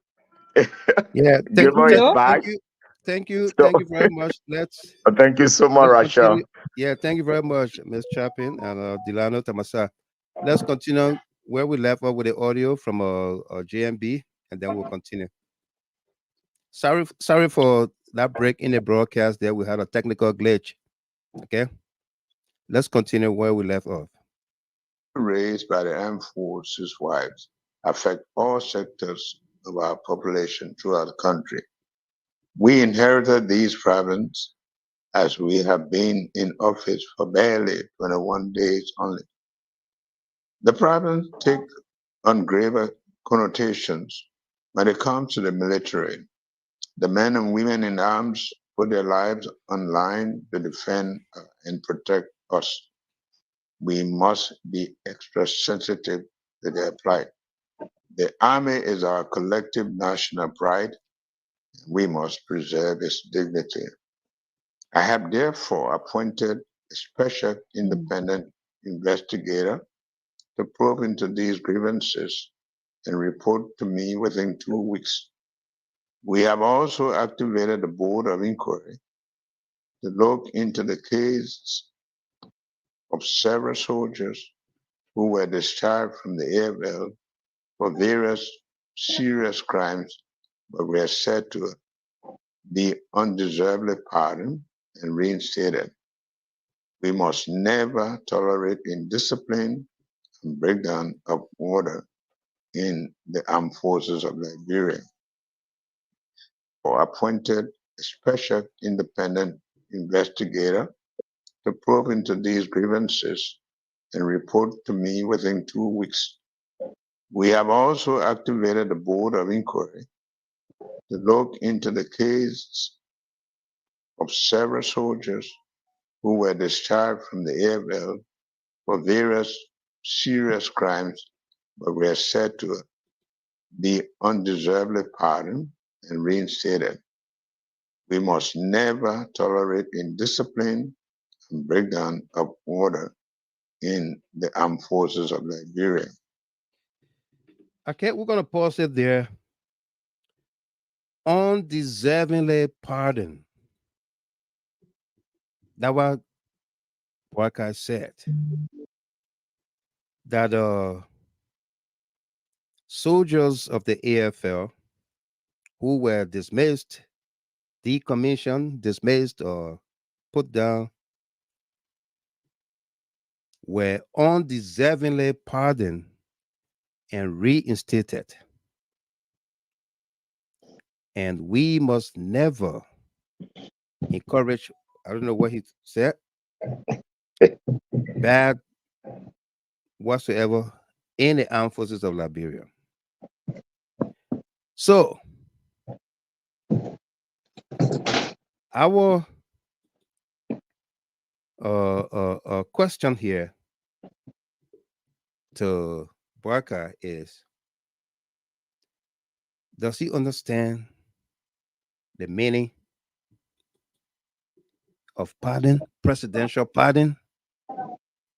And my question to all of us here, can any president undo or a previous president's pardon of convicted criminals, felons, whosoever, that the president commuted that person's sentence and pardon them? Can any president undo that? To even suggest that you put a board of investigators in place to go and probe into those soldiers who were pardoned suggests to me that BOAKAI is only showing his vindictive attitude, his unforgiving, unrelenting attitude towards President Weir. Jawala, welcome. Says big no. Oh, Mr. Giver, Yeah. I'll be back in 15 minutes. Okay. The brother just text me just now. I due to go pick her up quick. Okay. But I'll be back in Okay. 15 minutes. Okay. Sure. Okay. But you could just be on the phone, you go and cut the video off. You can listen. Yeah. Okay. So,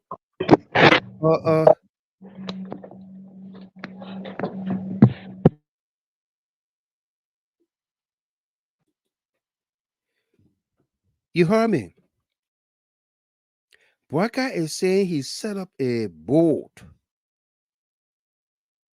to investigate and report to him those soldiers who were pardoned and reinstated. The thing about it is, the presidency is one that has its own immunity as well as powers. Pardoning power, commuting sentences power, appointing power, dismissal power, and everything. Bruno Briswell, our God is working. And here we are. Joseph BOAKAI is telling us that why didn't he talk about Brani Samuka, who was pardoned by President Weah? Why didn't he talk about Brani Samuka?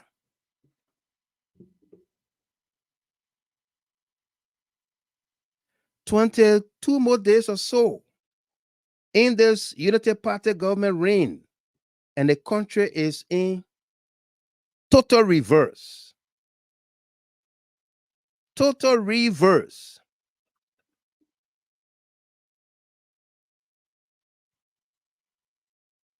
Total reverse.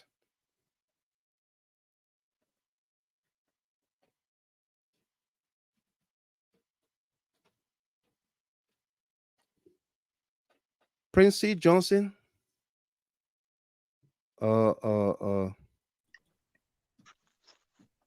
Defense Minister.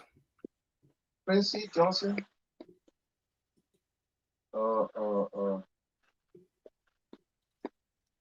Defense Minister. Brother Connor, let me welcome you. We're getting echo from you. Okay. Sorry. Yeah. Brother Connor, let me welcome you. We're getting echo from you. I think better now, right? Yeah, we're great. Okay. Yes. Thank you, my brother. Good evening to my dear sister Rochelle, and I know Tamasaja ran out. Yeah. But it's great to be here. Hi, Evie. Yes. How you doing, my dear? I'm fine, and you? Good to be here, and it's a great show again tonight. Though in between I've been following, but it's great to be here. Absolutely. You know, my brother, just to cut to the chase, the topic that you are discussing right now, not even Congress of the Congress of Liberia can overturn a presidential pardon. Pardon, correct. So let me just put it that way. Not the president, not Congress can overturn a presidential pardon or a clemency. Mm-hmm. You will hold an individual responsible for something different, but not a particular crime for which he was pardoned on. Pardon, he or she was pardoned on. So that's the answer to your question, my brother. Mm-hmm. So it must either be the vindictive attitude that is just spewing out because the president can't help it, or that's shy naivety.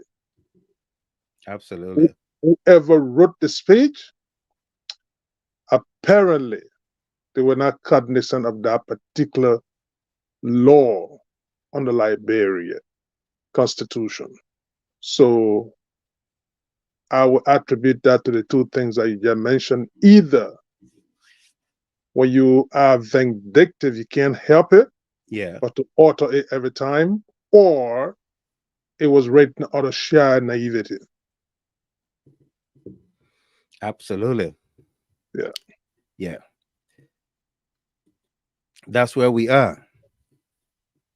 You know, and it has to do, Brother Conan, it has to do with the people that Barker has surrounded himself with, the likes of Mandela Cooper. You know, we discussed her here tonight. You say you were following, I don't know whether you followed that segment. Yeah, Yeah, in between, I was following it actually. That when the moral compunction is lacking in certain things, it becomes a situation that people tend to wonder, but what are the moral objectivity that one can bring to the table? bring to the table, correct. Yeah, today when people were talking and they were referencing people advise on particular scenario. Take for instance, if you're going to have Attorney Kofi Woods to be National National Security Security Advisor, Advisor. Yeah. pray tell me, except maybe he was on What are his covert, security credentials? that's what I'm saying, except maybe he was a covert security officer in Liberia that nobody knew of. But of course, this individual had been in the political limelight of Liberia for decades. And there is nothing that anybody know of him being around any security apparatus of Security. Liberia. Yeah. So to even advise a president on the scenario that just unfolded, that culminated into the stepping down of the now confirmed defense minister, Defense minister. I mean, it's hard to fathom what are the security or knowledge that you're going to bring to the president for him to be guided by. I don't know whether it was just out of political expediency or political accommodation, but I stand corrected. It's possible maybe he was he did covert security, but not to my knowledge. I know of any. You understand? So I'm yes, telling you. to your point, to have people around advising you, there should be a specialty in certain things that if you get an economic advisor, the person should be an economist An or economist.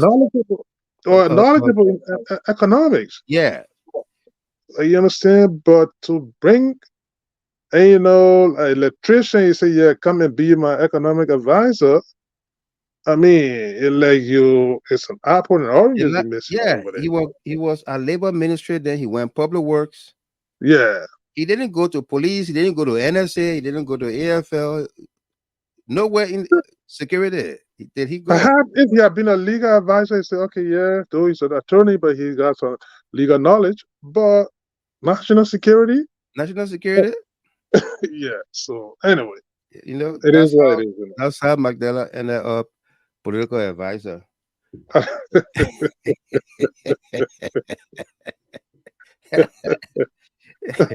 The 2014 paper called her a serial husband stealer. Wow. Yeah, Wow. a serial husband Yeah, stealer. I was following you reading that story, but I Yeah, didn't get the time to go through the whole thing. yeah, But that's what I said. If you got the moral grounds on those kind of issues, and like many a time people try to find their way through the political ladder, and they go about to do so many other things. So because there are a lot of missteps on the part of Miss Cooper that have led her to where she is today. But again, that is Liberia for us. that's Liberia for us. Yeah, So yeah, yes, that's Liberia for us, my brother. yeah. Absolutely. Folks, Abraham V. Conner is one of our senior analysts here out of New Jersey. Just joined us here. Do he been following, giving his insights and analysis of the conversations being held here. Welcome. If you just joined us here, this is the program Liberia First on GDA Hard Talk. We are discussing with you. Topic on our discussion right now is Joseph Yoma BOAKAI, cancellation of the Armed Forces Day celebration today in the nation's capital or across Liberia. The official celebration of Armed Forces Day in Liberia was cancelled by the BOAKAI government as the defense minister forced to resign. Stossel said he was fired and had no support from JMB. Does BOAKAI understand the meaning of presidential pardon? Can any president revoke a presidential pardon? And you heard Brother Conan say there that not even the national legislature can investigate or undo the pardoning of a president. Same thing here in the United States of America. By the time this president term is coming to an end, all kind of people lobbying for all kinds of people to get out of jail. Yep. Yeah. All kinds of people. They go lobby with the president for certain people to get out of jail. And when that happens, nobody. I think Donald Trump pardoned some people before he left power.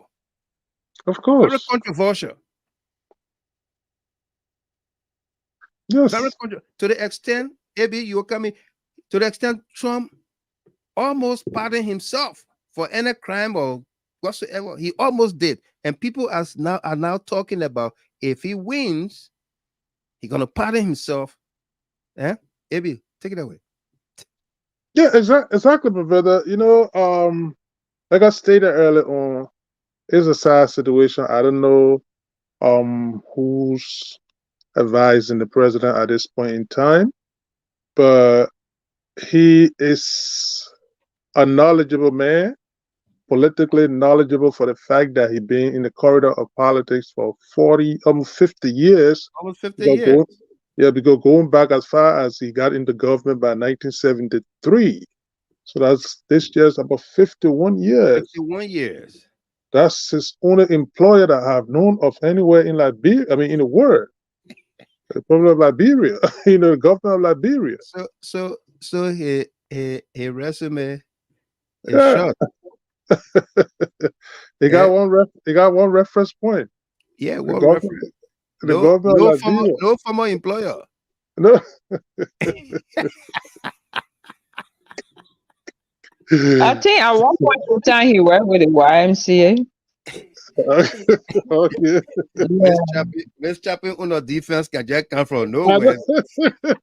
No, but that's something I know that somebody who worked with him when he was at the YMCA told me that he worked at the YMCA. So that's why. I tell you what, NCWA, I think I think I was doing the course of the Civil War, you know, when government was partially functioning. We managed to help them, right? Most government employee fund alternative means of income. So maybe it's during that time. During that time. Yeah, you know, when government was partially functional, most government employee left government and went to hustle on the side with these non-for-profit and stuff. At least you got two references done anyway, but that's okay. Yeah, that's okay. Well, I would agree with Amy that largely the government of Liberia has been his employer or most right. So pretty much, you know, my brother, you talk about the reference. I mean, I call it the pardon situation with Donald Trump. Mm-hmm. Donald Trump did pardon Steve Bannon. He did. Steve Bannon, he did. And then the subsequent leadership of Biden never went after Bannon again because why? He was pardoned by a sitting president. Mm-hmm. You understand? And to the situation about the Armed Forces of Liberia, you know, age should come with some level of wisdom, and then coupled with the fact that, like I stated, There's a vast experience, obviously, being in the corridor of the leadership of the country. President Weah immediately ascended to the presidency in 2018. I think maybe around about February or so, he encountered the widows of the AFL. It was a serious threat to his presidency, but he managed to curtail the situation. He intervened and quieted a particular situation down with the ability of leading the nation peacefully. And indeed, that situation got under control for 6 years. 6 years, yep. It was through his instrumentality that situation, because that was a situation that he inherited from the Ellen government. But he didn't go about and say, you know what, this is not my problem, so I'm going to let it go. Mm-hmm. The widows were in the street again. They were insisting that they needed the benefit of their deceased husbands, and then President Weah managed to handle that responsibly. You understand? So the fact that this particular situation got initiated by the ladies, I never heard any presidential intervention from the office of President BOAKAI. Now, what I was made to understand today that, in fact, Vice President Kuhn met with them and promised that he was going 24 hours only to be heard. And then for them to hear that on a private jet. Yeah, they saw him on a private jet. So, I mean, obviously, this has led to the situation that the armed forces of Liberia have been perceived now to be highly political. And there is people, it's a sad situation. It's scary. Reason being, we no longer have the international peacekeeping force to intervene in any upheaval in that place. So to jump into the armed forces of Liberia at this level and try to politicize things to the point, I don't know of any time except for the crisis period, where almost at the time the armed forces was completely decapitated and then literally dissolved. I don't know of any time in the history of that country that the armed forces, I mean, the armed forces, they have never been commemorated and observed. Now, this is your first major state activity, and for it to be canceled is a bad omen. It's a very bad omen. And I don't understand it, that even if it had been a low-key situation, it should have happened. But to completely cancel it, and not only that, to culminate into the resignation of a defense minister. Yeah. It's unprecedented. Very unprecedented. Yes. Yeah. So people might look at it lightly, but it's a serious hindrance to the armed forces of Liberia, because there is a divide there now. To the point that during the election, right? We were getting reports that the armed forces, the armed forces of Liberia, were divided on political lines. Right. Yeah. And now forced to resign, Defense Minister Prince Johnson. Yes. Was the reason the division within the army. Okay. Yep. I got 2-3 army guys who were in Mali used to furnish me with information about their pay not reaching them. You know, they were being paid by on the UN. Yeah. But their pay were cut. As a matter of fact, the arrangement was that they will come after that mission and get their monies. So you're saying that their pay were harmonized? Absolutely. They weren't paying by the UN. So there's a lot of things that went on, Right. you know. A Right. broadcast should not be talking about broadcast should not be talking about uh uh uh he set up committee to probe into those soldiers who were pardoned and all of that, and to report to him within 2 weeks. He should be telling the Liberian people that I've set up a committee to investigate the defense minister, Prince C. Johnson, on why the army wives were so adamant Right. in their quest to have him removed. What did he do? Right. And therefore, Senator Darros did not to write and say, BOAKAI inherited these things. Of course, He those were left the it same there and things came that George back Weah military. inherited. But Baka inherited the country, so He obviously inherited the country. it He comes saw with a all of package. that, and he said, "We will rescue Liberia." It comes with a package. It comes with it. The thing about it, who tell you the army was restructured? It was doing BOAKAI when he was vice president. Yeah, Right. When the military was restructured, there was an opportunity to set the military out in a proper way. You know, they look at all those issues and came out to the reconstruction plan. To reconstruct the military, the entire security apparatus, to pay them well and set them up properly in better living conditions. So with all the money, I don't know, 16 billion that came to Liberia during that time, it could have set the military up properly.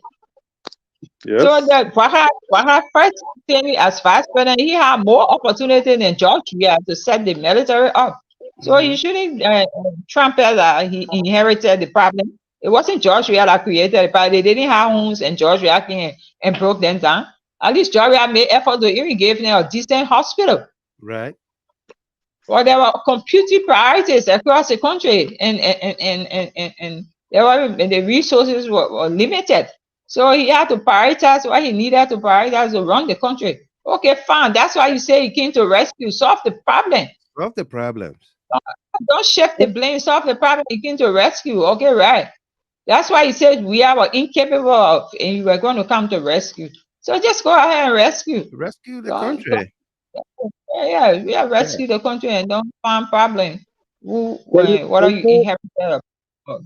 You know, my this sister, or that. Rochelle, when you talking about the issue about the AFL did as far back as the Brownie Samuka era. Brownie Samuka era. It's the same AFL issue that caused Brownie Samuka to not be a senator today. Not be senator. Exactly.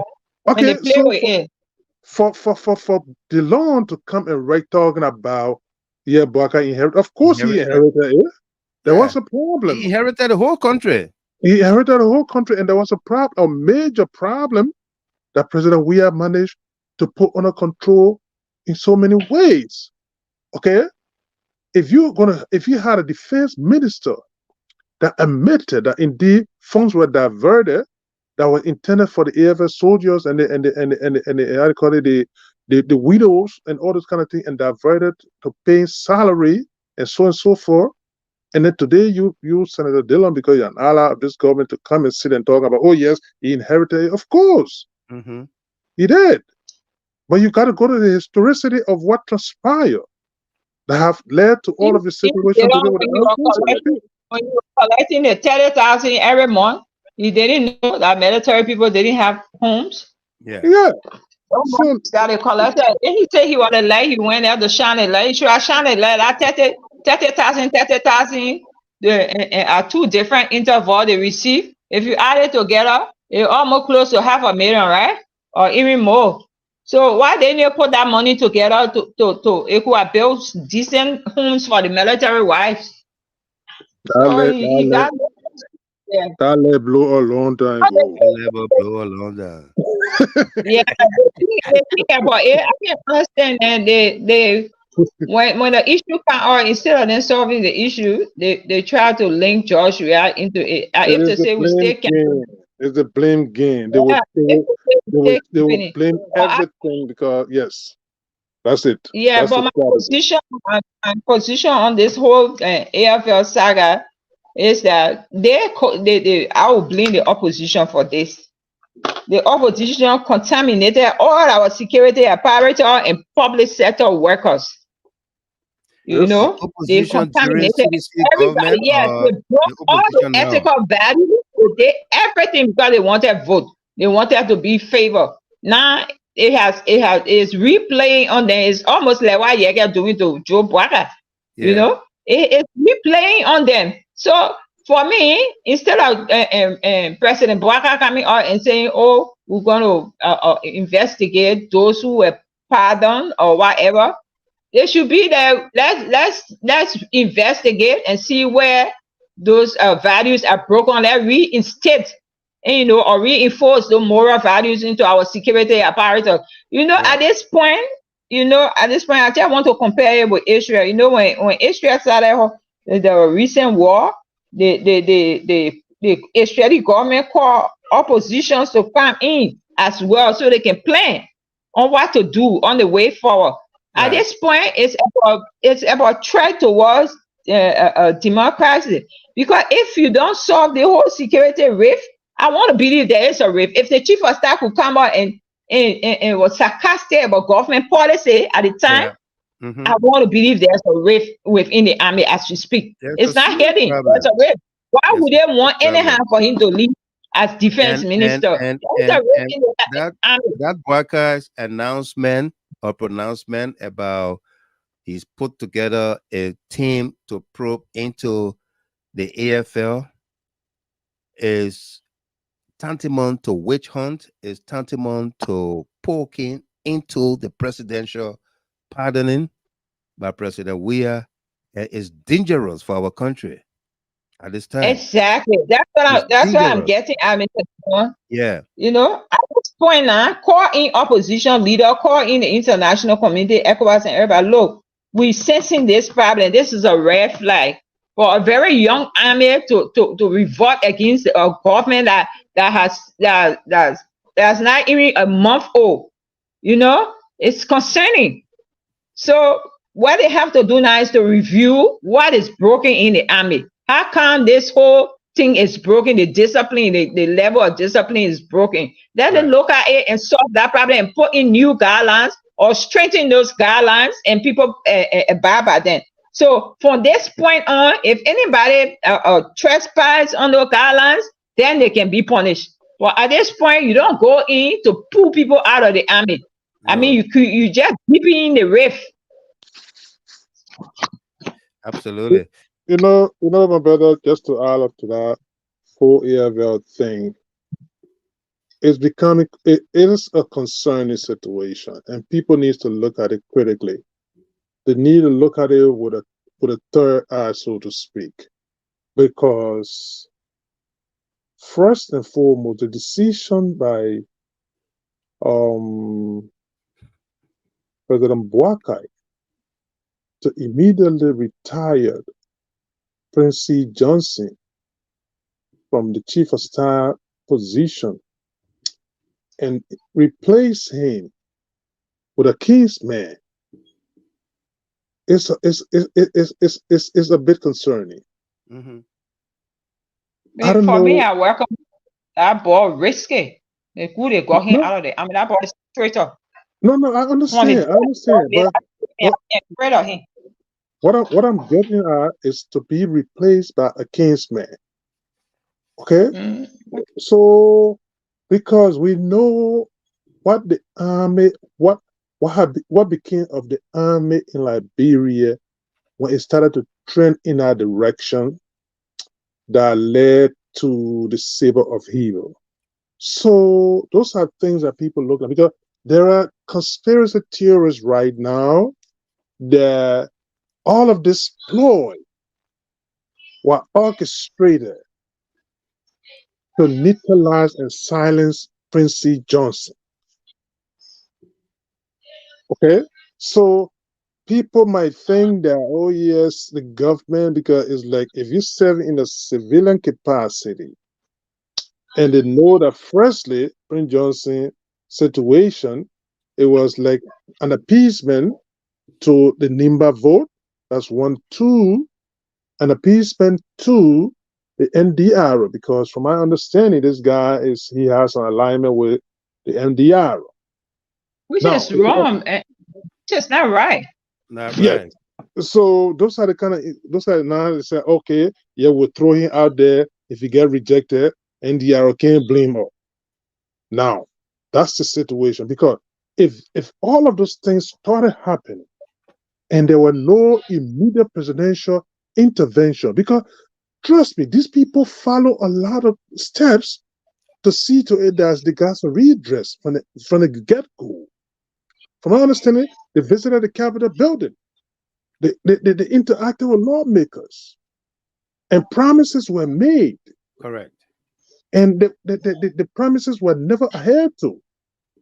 So it's like now that you have reached to this point, only to say, oh, I accept the resignation of the defense minister. Now there's a lot of conspiracy theories that are playing in. And one of them is that he was forced to resign. Yes. And that BOAKAI didn't support him. There you go. Because what I gathered today from some other sources that, hey, look, the Unity Party still holding people like Prince C. Johnson and Zianka responsible for the problem that Brani Samuka went through. Those are some of the theories that are coming out there. So it might be a situation that is way deeper than what it is, because they appointed Zianka as ambassador at large. You could be ambassador at large for the next 5 years. You got no damn assignment. Right. You just report to the foreign ministry every morning and go home, and that's about it. That's it. Ambassador at large. And mind you, this guy, Prince C. Johnson, is just 48 years old. So I think so is Zianka. Zianka might be either in late 40s or something. Right. And to call these guys that the government of Liberia invested huge. Yeah. Why he even retired them dishonorably? Yeah. There was no program held to honor them. Yes, those guys, the peacekeeping force, those were the first group of people that they invested in heavily in America, in other African countries. And today you call them retirees. Mm-hmm. And you understand, only to be replaced, program. Yeah, only to be replaced by, one of these guys, or your Kingsman, or so and so forth. So I mean, there are a whole lot of conspiracy theories out there, and we got to sift through them and see what is what. But it's no concerning. There's no if and but about it. There have been a lot of infiltration into the armed forces of Liberia right now. There are people who completely come to the conclusion that it's completely politicized until something can be done to curtail such a situation. Right. Usually, Mr. Gilman, although conspiracy theories will be true to an extent, but that Prince C. Johnson damaged his own career, I will blame him. Mm-hmm. On 2 counts, I will blame him. He had no right making that statement against a government and aligning himself with political party. Correct. He had no right to do it. He should be objective and clean and straight. You should have remained like that. Then and during the election, I mean, it was just glaring. During the election, see what he did to Sensign. See what he did to Sensign. He had no right to do that. So everybody could see clearly that he was being disrespectful. He was being disrespectful. So he started the revolt in the military already by making that statement that the government get foolish policy. That was a revolt. That's a treasonous statement, Mr. Gilman. That's a treasonous statement. And he came back again and said, "Oh, y'all want me to overthrow? How can a chief of staff security man come and say such a thing in the public space? That people calling him to overthrow them, must stop calling him. You made yourself available. You were all over and from like a politician who campaigning from media platform to media platform. They influencing. He did all that because he wanted that defense minister job. That's why he did all that, Mr. Gilman. He undermined the government. I'm so happy that I'm so happy that President we are just gave the election, or that just gave it to them, because we had another Samuel Doe issue again. Another son of the Southeast who are being killed brutally by the military again. You see, that's why we're heading to a president. We have insisted, no, let's go into the election. I have problem. I'm not sure of this number. I think my numbers are taken. That was we're going to boil down to. But I'm so happy. I just gave God the glory. That president, we have accepted the election and just let it go for the sake of the Liberian people, so that people can live and not die. But you see what happened to him? You see what happened to him? If somebody come with you with your clean heart, and you, because your greed, that greed led him to this place. So like if he lost his military career, they will give him ambassador job, but it will not be equivalent to building his career as a career soldier. It won't be equivalent. Yeah, you will get money to feed your family, but to reach that how do I call it? That personal value or nurturing your career and reach to an acceptable level or recognized level, it has been cut short by his own greed. Yeah, I'm sorry for him. Even if BOAKAI did that to him, BOAKAI, right? Because that war is a threat to national security. And he can come out, military man, he can come out and go against a sitting government. You are a threat to any government. And I don't want to be trouble yet, but we should look at it from another angle too. Because we pass through, they say the play was snake by you when you see war, you will run. We passed through similar situation in the 80s like that, where the military took us out. So in this situation here, the current vice president is from Nima. Prince Johnson, the defense minister, is from Nima. So if BOAKAI honor him, BOAKAI could be right to understand. Politically, it is sound to understand. BOAKAI is an ill man. Anything could happen. Anything could happen. Yeah. But yeah, the wise man. Let me say how that to AB as well. Right. Yeah. The whole saga is a serious. I think I hear myself. I don't know. It's okay. No, I hear you. Okay. I think, as David and Rachel said, Mr. Gamer, this is the biggest conspiracy that has been put into place. And to be frank, I think BOAKAI is right on this one. BOAKAI won a 6 years lifespan to continue. And there are few elements that BOAKAI knows about. And more especially to see Brownie Samoka close to BOAKAI, the former defense minister that nurtured these guys. Prince Johnson and the left. And you know what he went through. So this guy will never be with President BOAKAI, and to see Prince Johnson to be a chief of staff of the armed forces of Liberia. Two, looking at his role that he played, and to be frank, we can talk about proper politics and regional politics, but if you see these things, where it's coming from with Prince, the old general, the rebel general, Prince Johnson, and looking at this guy connection with MDR, it's clear fact. This guy is a political person that turned himself into military. So to have a political military man is a dangerous thing for the state. Exactly. To interfere in the political happening of the country as a military personnel is extremely dangerous. Right. And to the extent the fallback position of the rebel general Johnson, the senator, and the left was to use this guy. If President Weah would have won this election, there could be a military takeover held by the same President Johnson. Exactly. So there are a lot of things in there.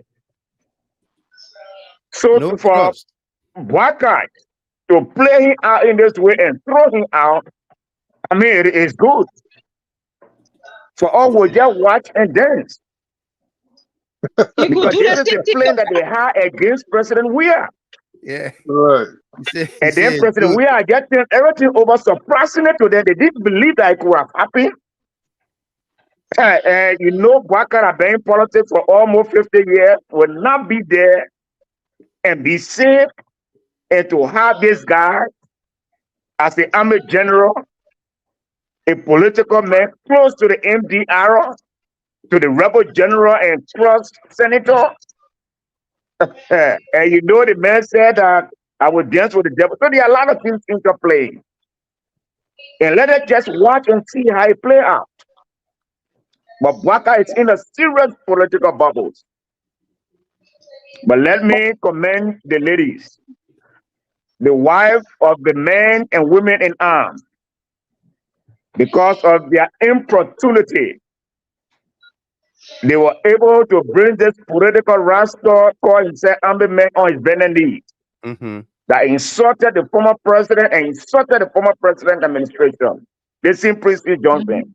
And this man gave him the opportunity to say, and this is how he want to pay her back. And then now the cat will eat his baby. And this is the end of the military political something. And we gotta be watchful for this guy. This guy have say that again. No, I said we should be watchful of this guy. Be very careful of him. Because he can somersault and come in different ways. The way his own father, father now, a biological father, but his political father, the rebel Prince Johnson, and him as extremely disappointed at the moment. We have to be careful. You remember 2 weeks ago, he talked about this same Prince Johnson, that while Prince Johnson left as chief of staff, and he was not certified by that.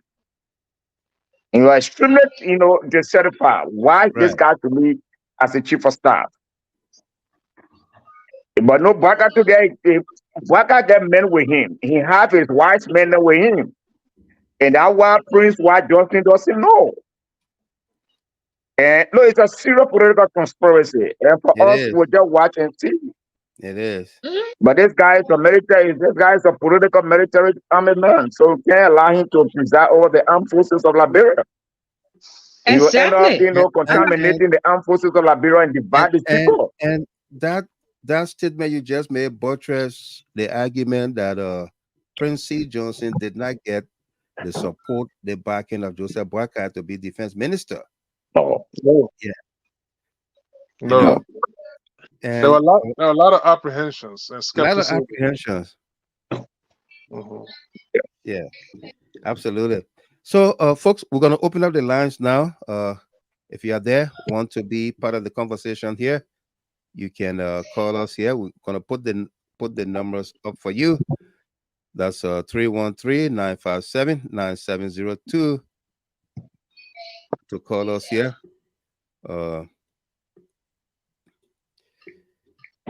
WhatsApp and direct. We got a couple of folks on the line already. Joyce Lomage Wim will go first, and then the gentleman Wilton Ketter. Lomage, welcome. Yeah, Mr. Kipman, how are you doing? Awesome. Lomage. Happy New Year. The same to you, Lomage. Yeah, thank you. When you get a vase or like slashing people horse small, that's what you can do. So I'm not talking about that one day. I don't want to put my thing on laughing. When I laughing and put in trouble. Plenty laughing business, they're not friendship. They're not friendship. Mr. Gamer, Mr. BOAKAI. Yeah. We told the Liberian people, Mr. BOAKAI is a man that do not forgive people. And see, Mr. BOAKAI, when we are come, Mr. BOAKAI, and say, congratulations, Mr. President. From that day to this day, nothing Mr. BOAKAI has said, anything good about George Weah or ever mentioned the former president in any of his speech. Right. So there he had himself behind all the that the army weather, they trouble that Mr. BOAKAI looking for in that bureau. You must be careful. Our army people is not people to play with.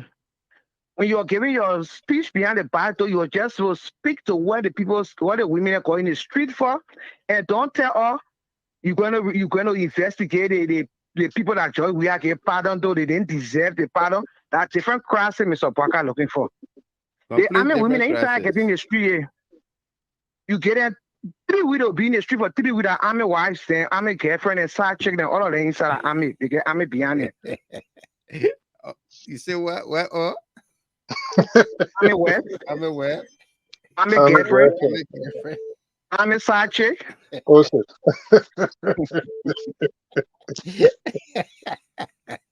They advise like your 10,000 advice again. They're not giving you good advice. Right now, the students are planning protests. Let me let you know.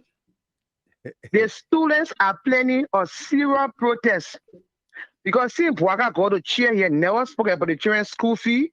He never spoke about the wire fee, and the students are worrying, and the parents are worrying. And he ain't seen nothing about we it. spoke about it a little bit here, but we'll delve into that tomorrow. Yeah, the children are planning serious protest. The what is the name? The 100-day deliverable. Okay, it's how he playing. They didn't say anything about the education. The whole lot Now, of what the children are planning whole lot of protest, Mr. areas. Kimo? Whole lot of areas. I think I will publish all those blank sheets there. When your ear is on the ground, like again, yeah, plenty of things. Now the children planning serious protest for him. Yeah. so we're going almost 21 days already. The Boaka Day, almost the White President did. Say you want to get rid of Prince Johnson, he say resign. Then okay, he position our defense because he heard what the women are saying to get rid of him. It's the same thing our president they say, Mr. Chief Justice. Say you try to destroy my life. Justice Minister. Justice Minister, say you want to destroy my life, sending you to put you left-hand position. Cool, they want to send you accept you. That when they accept you, you get a job. At the same thing Joseph Boaka did to Prince Johnson today. And the same thing, and the reason why they canceled, Mr. Kim, see our Obama 50 some more years, who look up to Flair Day and Armed Forces Day. July 26th. Won't be in the Bible to see the people that bluffing and thing. Yeah. See our bond is my first time seeing cancellation. The honor Joseph Boaka, the man account for the 2 years of experience. Right. The truth is, Mr. Boaka couldn't stand for 15 minutes there. That's the truth. And then United Party for can't around you don't care. Because he got to stand up and he got to salute. Yep. When one person in a blue suit, they had a picture all on Facebook say you are staying there, some gay, you are doing nothing. Because Mr. Boaka can stand for 15 minutes, they cancel that program. Because you have called the women stand and talk to them and they're going to have that program. But because he cannot stand too long. United Party say we must accept him in which we agree, Mr. Kimo, we're listening. All the side check there, they come in. You know, be careful. Thank you very much, Loma get Wim. Let's take Keter. Yeah, Mr. Gilman, welcome back. Welcome, man. Happy New Year. How you doing? Platform. Yeah, I'm doing great. I've been making rounds on other platforms, right? Doing public radio and stuff. Yeah, I'm following the issues back home. But I mean, the point I was trying to stress, and you guys been talking about it, that caught my attention during his recorded speech. Mm-hmm. It's a dangerous ground President Boaka is walking on, and it's danger of our country to put in, because what happened in Liberia is nothing like people trying to undermine this administration. These people are going through a lot of stuff. They are. We're doing with President we have in office. I spoke with some people in the shuffling barracks. I got some friends in the shuffling barracks. Female in the army, they are not army wives, they are not side chick, they are not, all the things. They are military personnel in the army. And they told me about the condition, the way they live in the barracks. And they expressed their dislike about this former chief of staff. You understand? I spoke with them. Mm-hmm. I didn't know it was going to even go over to President Boaka. Now, this thing happens simultaneously around the entire country, from Lofa to Bomb, and just everywhere. The people in Grange. Mm-hmm. Yeah, it was a national protest. Yes, they were on the street. The people want to blocked major highways and streets. Yeah, you want to use these people life experience or what they're going through to arrest people who you believe who you believe was the mastermind behind this. Because now you're talking about people who were who did heinous crime and they brought them back into the army, whatever, and you're going to investigate. No, you're not investigating those people. Because I don't think, President, we have more than, 20, 25 people who did whatever and brought them back to the army. Another 25 people that made an entire country to go on lockdown today. So what are you going to do? It's a witch hunt. It's going behind people who he's suspecting coming from Prince Johnson, that these people are responsible for the people, and he's going to go. And that's the dangerous part. What led to him putting people together to go investigate pardon? Yes, but that's what he's going to do. If he ever tries to start witch hunting these people, you're going to have another 1980. I'm just being proactive and far-sighted to see what's going on. Secondly, today, while they were awaiting his speech, did you see what happened at his house? The so-called pastor in butt naked. The left reverend, the left pastor, put a group of former rebels under his command together and took them at his house and said, "This is the rescue train brigade, or protection bar." All of them point and say, "She can hear general this, general that." The other general, they were calling themselves. They will have on black T-shirt. You remember when Mr. Brown, this guy who used to work with NSA, I think he was in the House of Senate. So we're recruiting people to do jobs and all that. The plebeian. Plebeian, yes. Yeah, I remember the guy. The opposition was Jake Brown. Jake Brown. Yeah. Yes. The opposition was fast to run that. The government were recruiting people, militia. Yeah. Today we see a former rebel, a man who, for his own mouth, said he killed thousands of people. Yeah. And he has repented. He saw God's face and God turned his life around. But the day he called himself general and he's a protector of Joseph BOAKAI, he even went to her own video. He said the president sent a message that he acknowledged that they were there and he would come and talk to them. And they should just wait for him. And they were all there, like the security were there, and they gave them a place to sit down on the trees and stuff. They were there in black. Yeah. And I'm watching it. I'm like, wow. So the guys were ready because they felt that this whole thing would have blown out of proportion and they were going to run and start doing what they have to do to fight. And that was not the intention. The intention was calling this man attention to addressing what we want. We don't want this man to be our defense minister because he treated us bad when he was chief of staff. Right. Listening to the plight of the people. And as soon as people got the information that the man sent the letter of resignation in, what happened? The street became calm, all the roadblocks were moved, and stuff cleared. Yeah. So you want to tell me if the people have something under their sleeve, you think I could stop them? It's kind of a sad for our country, but this is the leadership we have. When the people sold a man to us that they told us that this man has integrity, he has leadership ability. Joseph BOAKAI knows inside he has no integrity, he has no leadership ability. But the people sold him to the Liberian people that, oh, this man he got big integrity, he's the Mr. White, he's the this, he's the that. Today we see it. Absolutely. From the get-go. No integrity. Who has integrity will be fired from their job 2 times. Why will you even fire from your job 2 times? By the president. You have integrity. Yeah. And you see you have integrity. Thank you very much. Thank you so much, Mr. Gilman. No doubt. Musa Brown from New Jersey, our last caller here tonight. Welcome. Yeah, hey, Mr. Gilman, how you doing? We're doing great. Yeah, first of all, I want to say thank you, Avi, and thank you to all the rest of the panelists, myself for the program. Avi, I know Mr. Gilman. As you guys are talking, and I'm saying my story, where the historicity of our country, from where it comes, for the last 15 years that I lived in Liberia, and I saw, and I experienced, I see. When you guys are talking it seems simple to people, most especially to the children that are born 2002, 2003, that are coming on, that are now 18, 20 years. It's very simple because they got smartphone, they can sit on straight to the right, just anything, any nonsense. But Mr. Clement, it is a deep political game that is being played on Prince Johnson. And Mr. Clement, they said something. They said when you point a finger, the rest point back directly at you. Mm-hmm.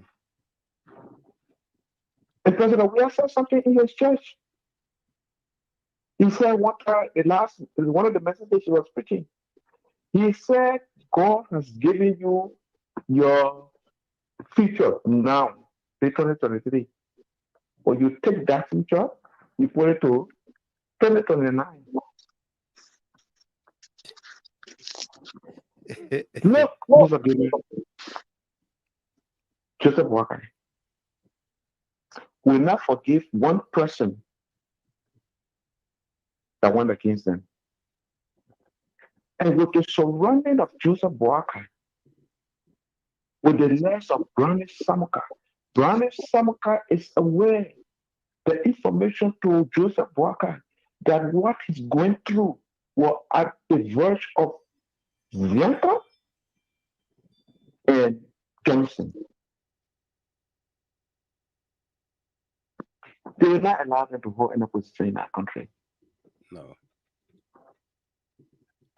But Johnson saw it like an opportunity to also become another defense minister. So, Mr. Gilman, one thing I can say, we need to pray for our country.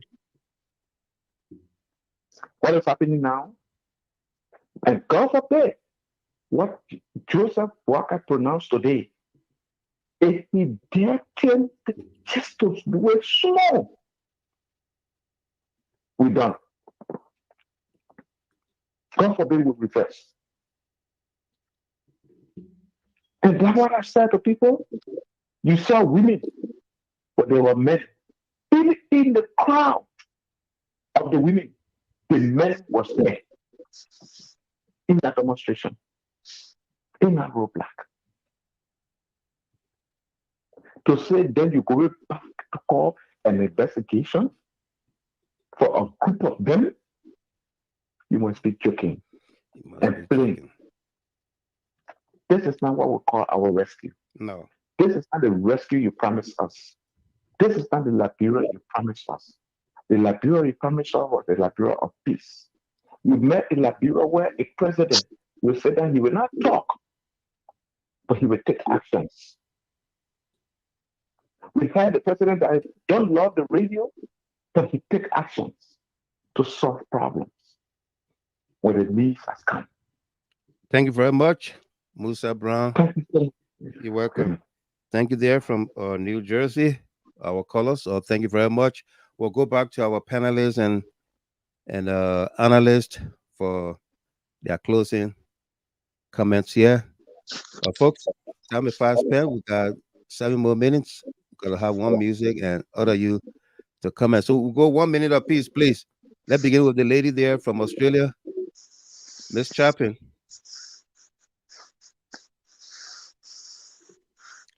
Miss Chapin, you there?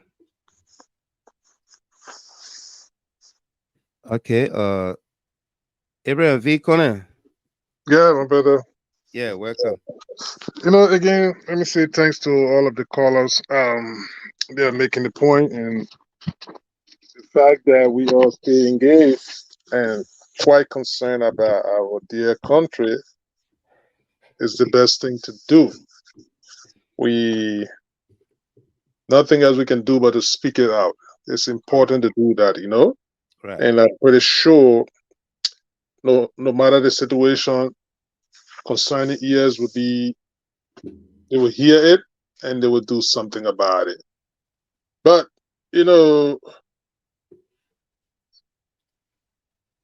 there's an adage that states that they say when the Christmas or the New Year will be good, definitely you're going to know it from the eve of it. Yeah. But if you have a government that have come into power and they are not even, you just see the semblance of reconciliation from the structure of that government itself, at least to talk about the country itself, correct, is troubling. You know, at this point in time in 2018, President Weah have had appointed opposition members in government to the point that he appointed BOAKAI's running mate into a high profile, into a high profile and lucrative job. Yeah. That's how much he wanted to reconcile. He didn't stop there. He brought people from the very United Party government that he just defeated. And some of them became prominent in his government. Kept them on. Kept them on. They became prominent in that government. But here you are. You go 20, 21 days today or so. 20 or 21 days, if I'm not mistaken. Yeah. And not a single person from the immediate past government that you can point to say, oh yes, I'm done for some reconciliation purpose. I'm pretty sure they are not desperate for it, but just to show the sign of that reconciliation and the tolerance. Even Mr. BOAKAI's own son got maintained after President Weah took government about time. At Barry time. He left from there at his own violation. Yeah. Now, if you can't do that, it speaks volume about your speech or speeches about reconciliation. But that's more besides the point. I mean, I just decided to point that out, you know? Absolutely. That's a salient point, AB. Yes, yes. But, you know, my brother, it's concerning. The armed forces of Liberia, every Liberian should be concerned about it. Because you're talking about, I mean, just a news flash again. Let me just interject. Your president is not going to be at the EU in Ethiopia. It's official. Joseph BOAKAI? Yeah, he's not going. The press, the executive management press, I think should send a release of on it or so that he will not be attending. Just imagine a brand new president. Yeah, supposed to go see your colleagues. Your colleagues be introduced on the world stage. Yeah, it's not happening. So they said I was made to understand that the foreign minister is going to be representing. So, you know, my brother, those are the kind of, that's what Liberia settled down for. And I mean, there's no law that binds him to travel. But that would be the prudent thing, the expedient thing to do, but it's not happening. So we just got to accept that for now. Right. But be that as it may, you know, my brother, we just got to remain alert and we got to stay resolute. Because this country is all we have. We still got family members, and that's our common denominator. We got to speak on issues that are concerning, and I'm pretty sure no matter how people are thinking, even the evil ones or whatsoever they are thinking, they will see, sanity will prevail, and people will see the common sense in issues and say, you know what? This country don't need to go through this. Right. It's appalling, my brother. And the AFL, I think there are people, professional people that are there, and they will see the reason to protect that democracy that we have fought for so long. You know, my brother. But again, it's a great show. Let's keep, trumpeting the peace of that country. No doubt. Yes. Thank you very much. Yeah. Thank you very much. Let's go to Bismarck, North Dakota. Delano Tamasa. Yeah, you gotta unmute yourself. You gotta unmute yourself. We're not hearing you, my man.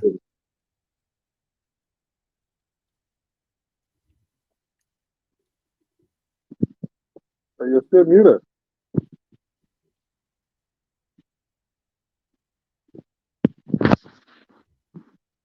Are you there? You still muted, Tamasa. Oh. Yeah, you're good now. Now you're good. I'm sorry. Thank you so much, Watchman. It's always great to be with you. I just been a little bit busy. My son here will make sure to see me. So, however, we'll always be there to respond to national duty. Right. So once a Watchman call, we'll always take that time. But thank you so much. I think we just have to pray for our country, and we'll have to pray for the women. Because the political situation is fine set in. If you take a stock for the 3 weeks, the 22nd of January, it was something that has to do for the long term. We have never experienced that as a nation. Right. And today we are talking about February 11th. The Prime Minister resigned. Yeah. It is not a good start. It's a terrible start for any new administration. So let us pray for our country. Thank you so much, Watchman. No God doubt. bless Liberia. God bless Liberia and help Mama Liberia.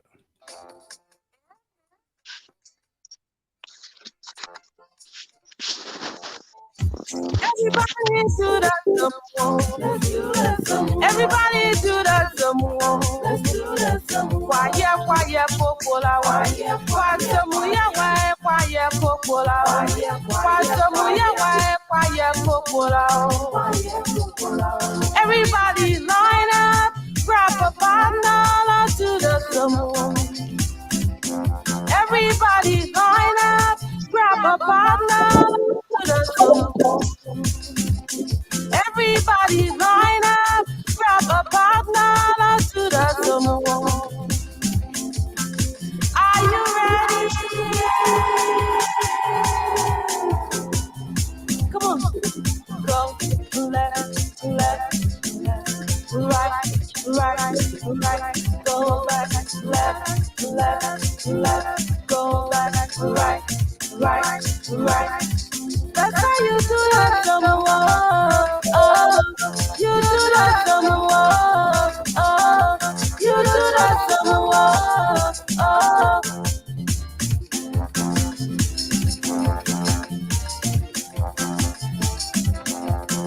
Ni makasabi, kalonia, kasabi, kalonia, kasabi, kalonia. Blala bebe sele ya blala la jinginya kono yemenu bawandai. Kalala nye sele ya lango la webata kono yemenu bawandai.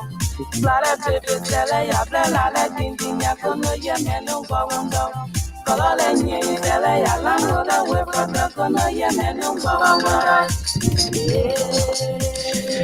Well, folks, there you have it. Everybody do that. So thanks a whole lot for being there. Share the show as well. Miss Manan taking us home. Zuma. You can do it anywhere. Anywhere. Anywhere. You can do it anywhere. Anywhere. You can dance it anywhere. Freestyle GB. Vocaliza Madigo General. Jerry say. Maki Kai. You do that some. You do that some.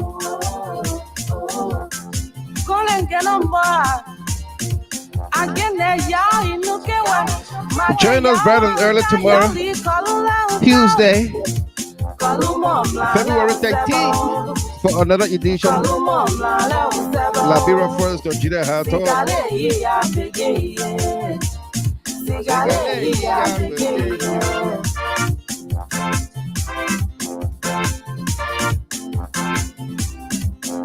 Everybody line up, put your hands all onto the freestyle.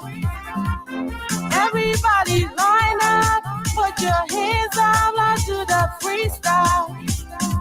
Come on, shake, shake, shake, rock, rock, rock, shake it, rock it, shake it, rock it, shake it, rock it, shake it, rock it, rock, rock it, shake, rock it, shake, rock it, shake. Favor L. Morris. Hope you had a wonderful birthday. As a matter of fact, we dedicated this broadcast to you tonight. Happy belated birthday to you there. John Wondier, Clay Richard, Ophelia Yale, Armita Yar.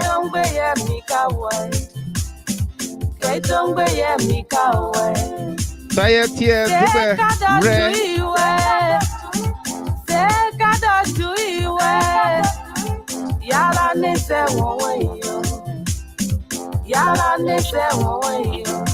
Until then, thanks to our team of analysts and panelists here, Rashad Besseji Chapin, Dilano Tamasa, and our AB Conan.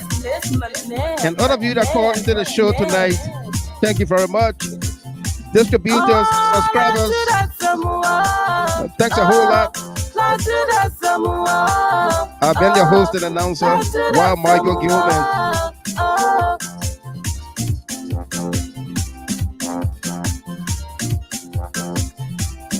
Everybody do the Samoa. Everybody do the Samoa. Why, Cocola? Why, Samoa? Why, Cocola? Why, Samoa? Why, Cocola?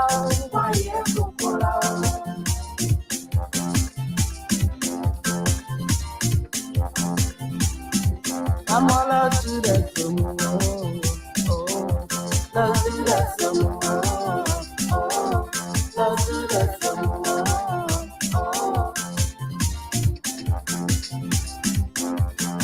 Ni makasabi.